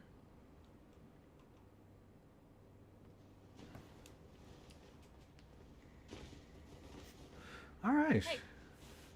We do have both of them in. Let's actually just take a quick peek at the builds and make sure that they're all set up correctly. So Kiwasao in blue. Yeah, okay. Kiwasao in blue, Lucy in red. Neat. So there's the builds. We are going to have 50, 11, 15 on the side of Kiwasao. So it's 15 strength, 50 dex, int, using the whip once again. And then we have a Lucy, who is rocking the same build, the 35, 35. Bring back Dark builds, I reckon. On the 22 end, who has been having some serious success and has definitely been leveraging that DS3 knowledge to exceptional degrees all the way through. And of course, if Kiwasao wins, not only does he have to win the best of 9, folks, he will unfortunately have to win the follow-up. Alright, well, let me make sure now that both sides are in. They are indeed. Cool beans. As it is time to rock and roll after our little break there. But yes, let's crack on. Kiwasao in blue, Lucy in red. And the bolt is out. And we are going to see the immediate punish right off the bat there on Kiwasao. Lucy's doing it. The skull emojis are out. And they are being spammed as we are going to see some nice damage there. Good rollout there on the side of Kiwasao, who is under an insane amount of pressure. I think Lucy's doing her best to try and... I think she's trying to break my PC. I'm going to be completely honest. It's just the attempted free end there. It's just going to go a little bit pear-shaped. But the catch flames come out there. Another catch flame into a trade, into a spinning slash on the TB. Forced back out now. Once again, we do see the Wrath of Gold come out, but the tier has been used. Good, not quite in range. Able to land that as the skull emojis are going to fly here. And interesting that we do see a little bit of damage into the bear roar, but Lucy's going to eat an awful lot of damage on that there, and we might see. What we might see here is, oh, beautiful frost pot there, but through the fire and the flames. Oh, and the Earth Steel comes out there to get that extra little bit of damage. Kiwasao is technically in the lead, as we do see the tibia manage to get a tasty amount of damage there, but that does allow Lucy to Flask. The rush down here on the Twin Blade is going to count for something, as the run attack is going to connect at the end there. Good attempt, though, of the side of Lucy, as we see 122 HP. Are we going to see some tally swaps here? No, we are, however, going to see the potential gun kill, which we do. And I told you, if there's anyone who's going to be able to take out Lucy in a tourney, it's going to be Kiwasao. Lucy has dropped her first stock in the entire tourney. Let's check that out again. There we go. Let's get this show on the road. Let's swap over onto this new match. Boom. Hit him with that. Yeah, Kiwasao is doing a really good job there of just keeping up the pressure in a way that's mostly safe. But I just want to remind everyone, look how much damage that he's taking on the approach every single time. It's just, he doesn't care whether or not he's going to eat that damage or not. And I don't believe Lucy has any particular tier skip options outside of Wrath of Gold. So there is that to keep in mind as well. And we're seeing Kiwasao kind of call it out every time. It's a good mix, but people aren't just going to walk into it as they had in prior tourneys. So that is something to keep in mind. But either way, we are back into Hoos once more. Ladies and gentlemen, let's get this show on the road for the grand, which is the grand finals. The Physic is drunk. The Flame Serpents are out. And we're seeing some really nice pressure right off the bat. Good mix-up there from the side of Lucy. You've got a little bit of chip damage there, but not too much. The Catch Flames come through, but the walk-in on the Catch Flames is definitely something to be aware of, as the Tibias are able to get some crazy damage there. Force back now. That is going to be Kiwasao behind, believe it or not, into the Sacred Blade. Oh, the two-handed R2s come through. But Lucy, I don't think just about came out the better of it there, as we are going to see the Flask come through. Are we going to see a swap over? We do, into another Flame Serpent there. Keeping that center here into the Inescapable Frenzy. Almost managing to catch there as well, as we are going to see the Wrath of Gold there to try and get the catch. Just a little bit too far away as the Catch Flame comes out there, but Lucy is going to eat an awful lot of damage for her troubles into the Wrath of Gold. Oh no!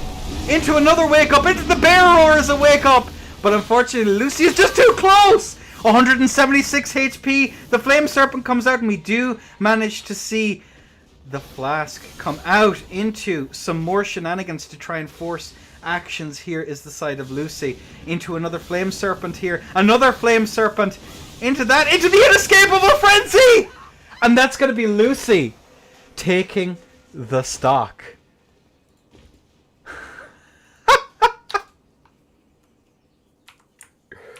Oh my lord! Let's take just a quick peek at that playback there. Oh my god! What a round! I will say that what Lucy. So just to explain to everyone what's going on here, what Lucy is doing is she's trying to force the opponent to make an action that she can punish with one of her tools, and it's now a case of what tool am I going to use, either on Wake Up, or to try and catch the roll, or to try and punish your aggression, or am I going to try and run you down with Catch Flame, or swap over and to try and catch you with something like, let's say, oh, I don't know. And Ando, thank you for the raid. Try and move in and get some pressure in. We haven't seen Mage be used an awful lot. There's maybe a handful of players who have used it. There's maybe 2 ladder players who've played around with incants and sorceries, but now we're seeing it be used, and I'm pretty impressed with the work that Lucy is doing, even if it is mold inducing. But you know, that's just the game. GG's, as we are going to see both of our players in 1-1 in our best of 9. Let's get it on. And we do see the bolt out in a bit of a high ball there. We do see no damage coming out there, I believe. Actually, no, a little bit. As we are going to see, oh, the pest threads are out into whatever the hell that's called. Attempting to punish the potential roll in there, but it's not quite able to do it. We are going to see, oh, good showing there. She goes for a nice catch flame, but the roll catch. Uh-oh. Spin slash comes through there. Not quite able to make it into Wrath of Gold once again.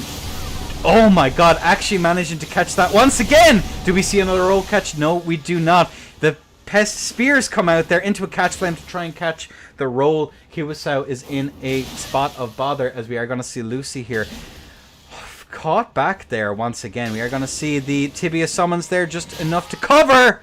And their cover they did to get the interrupt there. Force back now once again. We are going to see just keeping up that nice bit of pressure. Oh dear. The inescapable frenzy is out once again, as we are going to see whatever the hell that's called. Gets a little bit of chip into a catch flame once again. Into the R2 from the side of the Earth Steel. Good toggle there on is the side of Lucy. Tries to go for it once again. Is going to be clipped. Neither side have their tier. They are going to be forced back though. We are going to see the physic. Uh-oh. We get another one into the Sacred Blade there. Into a trade. And that is going to be all she wrote. Welcome in, Scorchu. Welcome to the beginners bracket. Lucy is now up once again. DS3oids doing an excellent job here of playing well. Video game. Welcome in, Breadstock. Welcome in, Simonder, Superman, Chai, Wretched, and Scorched himself. Welcome in, welcome in. Ando, hope you're doing well. I can't speak German, so I'm not even going to attempt to speak that name. But a good show. But yeah, Lucy's up to Kiwasao. Down. GG's. Alright, let's get this next round underway. Boom. Let's crack on. Tarnished Ducky, hello, as the bolt is out. Both players are going to... We do see the Flame Serpent come up here to try and get those catches from neutral. Trying to force out the roll. The pet... Oh, dear. Oh, no. And the inescapable frenzy comes out there. He's stuck in the corner. Does be hit by a little bit of it. We're still a little... We're still very much in chip territory here. Is the tibia actually managing to get some really decent damage here. Forced back now. The catch flame was just too far away, but the second one does come out here. Lucy is forced on the back foot, but still has taken almost no damage, as we do see the pest spear come out here once again into whatever the hell that is to just try and get some little catches. Not quite able to connect though, as we are going to see... Oh my god, Kiwasao was actually hit from Kilo there. Lucy chilling here in corner. That might actually be the play, as we are going to see Kiwasao mash into the Wrath of Gold there. Does manage to get the roll out though, as we see another Flame Serpent come out there just to try and get an extra little bit of a touch, but not quite able to do it, as we see Lucy here doing her best to cover herself. The gravity spell is so good. It seems pretty damn good here. This is the first pure mage I've seen in one of my tournaments in a very long time, as we are going to see Kiwasao in a spot of bother into the bear. The bear necessities are being understanding the range of that particular build, as we are going to see Lucy keep up that pressure there. Lucy doing her very best to try and crash my PC, but it's not quite working. And Lucy is up 3 to Kiwasao's 1. Oh dear, oh dear. Well, now I've seen everything. Yeah, that's kind of the position that I'm in as well. Suspicious. It's definitely something. Let's just take a quick peek at that last round there. Interdasting. And as we see, the Flame Serpent's doing a really solid job here of just forcing interactions. The Tibia summons also being pretty damn goated, as we are going to... Oh, just catching Kiwasao. Like, this is pretty... I never thought I'd see the day where we'd see pure mage rocked in a tourney, not least the finals. Even if it is a beginner's bracket tourney, it's definitely something. But Kiwasao is doing a really... It's just been pulled and pushed. What is it that Luber would describe it as? Mind control. The mind control on display here is definitely something. But either way, I digress. 3-1 in the favor of Lucy. She's doing an exceptional job so far. And we are going to see the physics.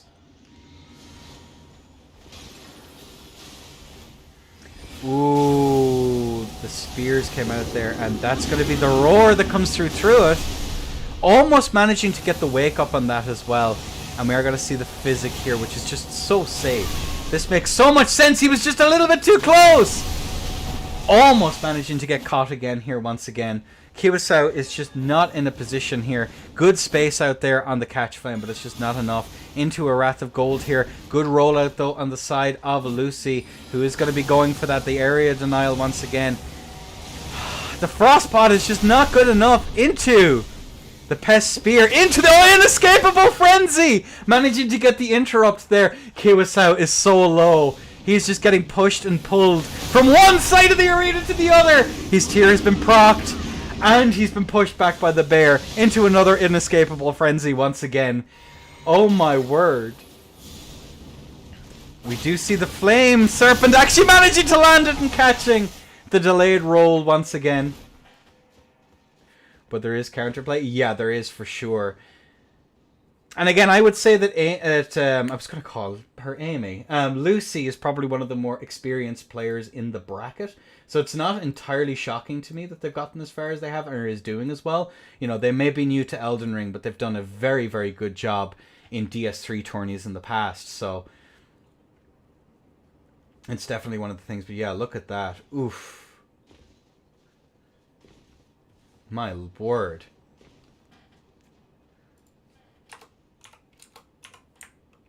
Control S. We might be seeing some changes here on the side of Kiwasao. Let me just see here.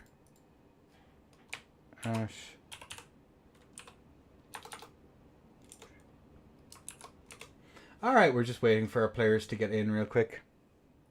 Let's just take another quick peek at the builds. Of course, 50-11. Dexterity is 50. 15 strength, 11 int. Versus the int 35-35. Just a little bit of endurance to spare. The pressure is real. Yeah, we might be seeing a build change, which is... Yes.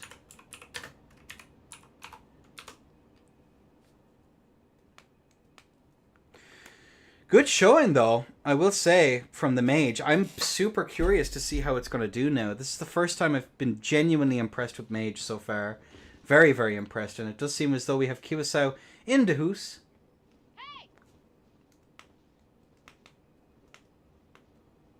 Alright. Both players are in. 4-1 in the favor of Lucy. And...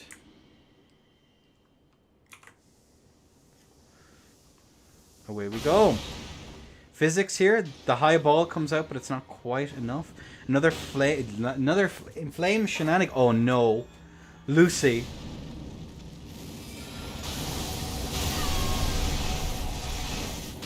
Actually managing to get yet more. And I know that Lucy has rocked mage in tourneys. Oh.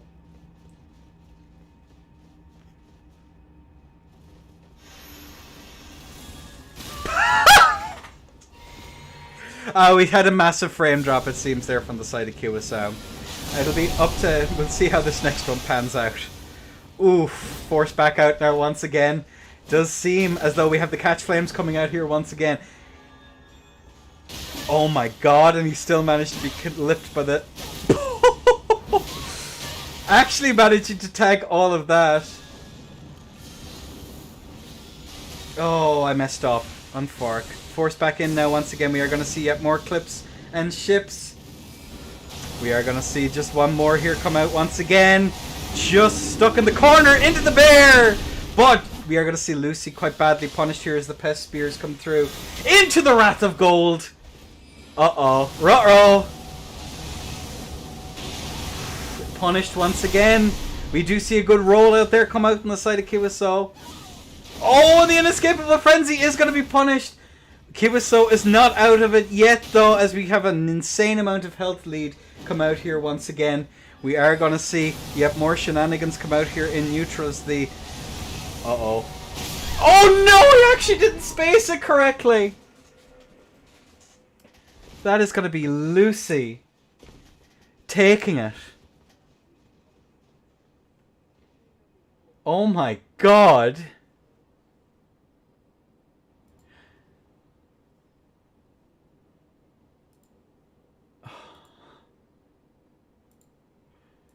Oh my god, Mage wins.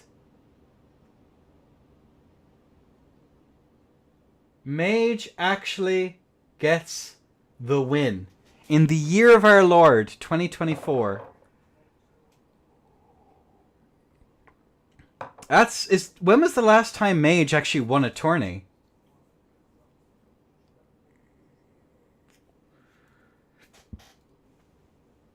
I actually can't remember. Oh, thanks, Supa. Buscemi was the last time I think Mage has won a tournament. I think. But, alright, folks. Thank you all so much. I want to thank all of the players. Kiwasau, Darcy, Lucy, Osiris Breeze, A2, Axie, and, of course, Christio? I have no idea. I can't say your name. You're going to have to DM me how to pronounce your name. Have to say thank you to everyone. Thank you everyone else as well for the support. Let me just go through and thank everyone individually. Of course, for Osiris for the 2 community subs. I absolutely appreciated it. Amazing. For Tarnished Ducky, Nexus the Reaper, Grish, Saucy for the raid, Burmis, Daniels, Debrit, Vineyard, L_2U7, Sage Meister, Ondo for the raid, and Scorched for the raid. You have all been absolutely amazing, and I'll see you all next week. Probably. Well, you'll probably see me before then. Alright, folks. Mwah. Take care, everyone. We're going to find someplace cozy to raid. Alright. And Supa Man, cheers for being in YouTube chat. Appreciate you. And all the YouTube chatters as well. Alright, bye. Vow, you will rue. Curse you, Baal! I hereby vow you will rue this day. Behold, a true Drake warrior, and I, Egon, your fear made flesh. Solid of scale you might be, foul dragon, but I will riddle with holes your rotten hide, with a hail of harpoons, with every last drop of my being.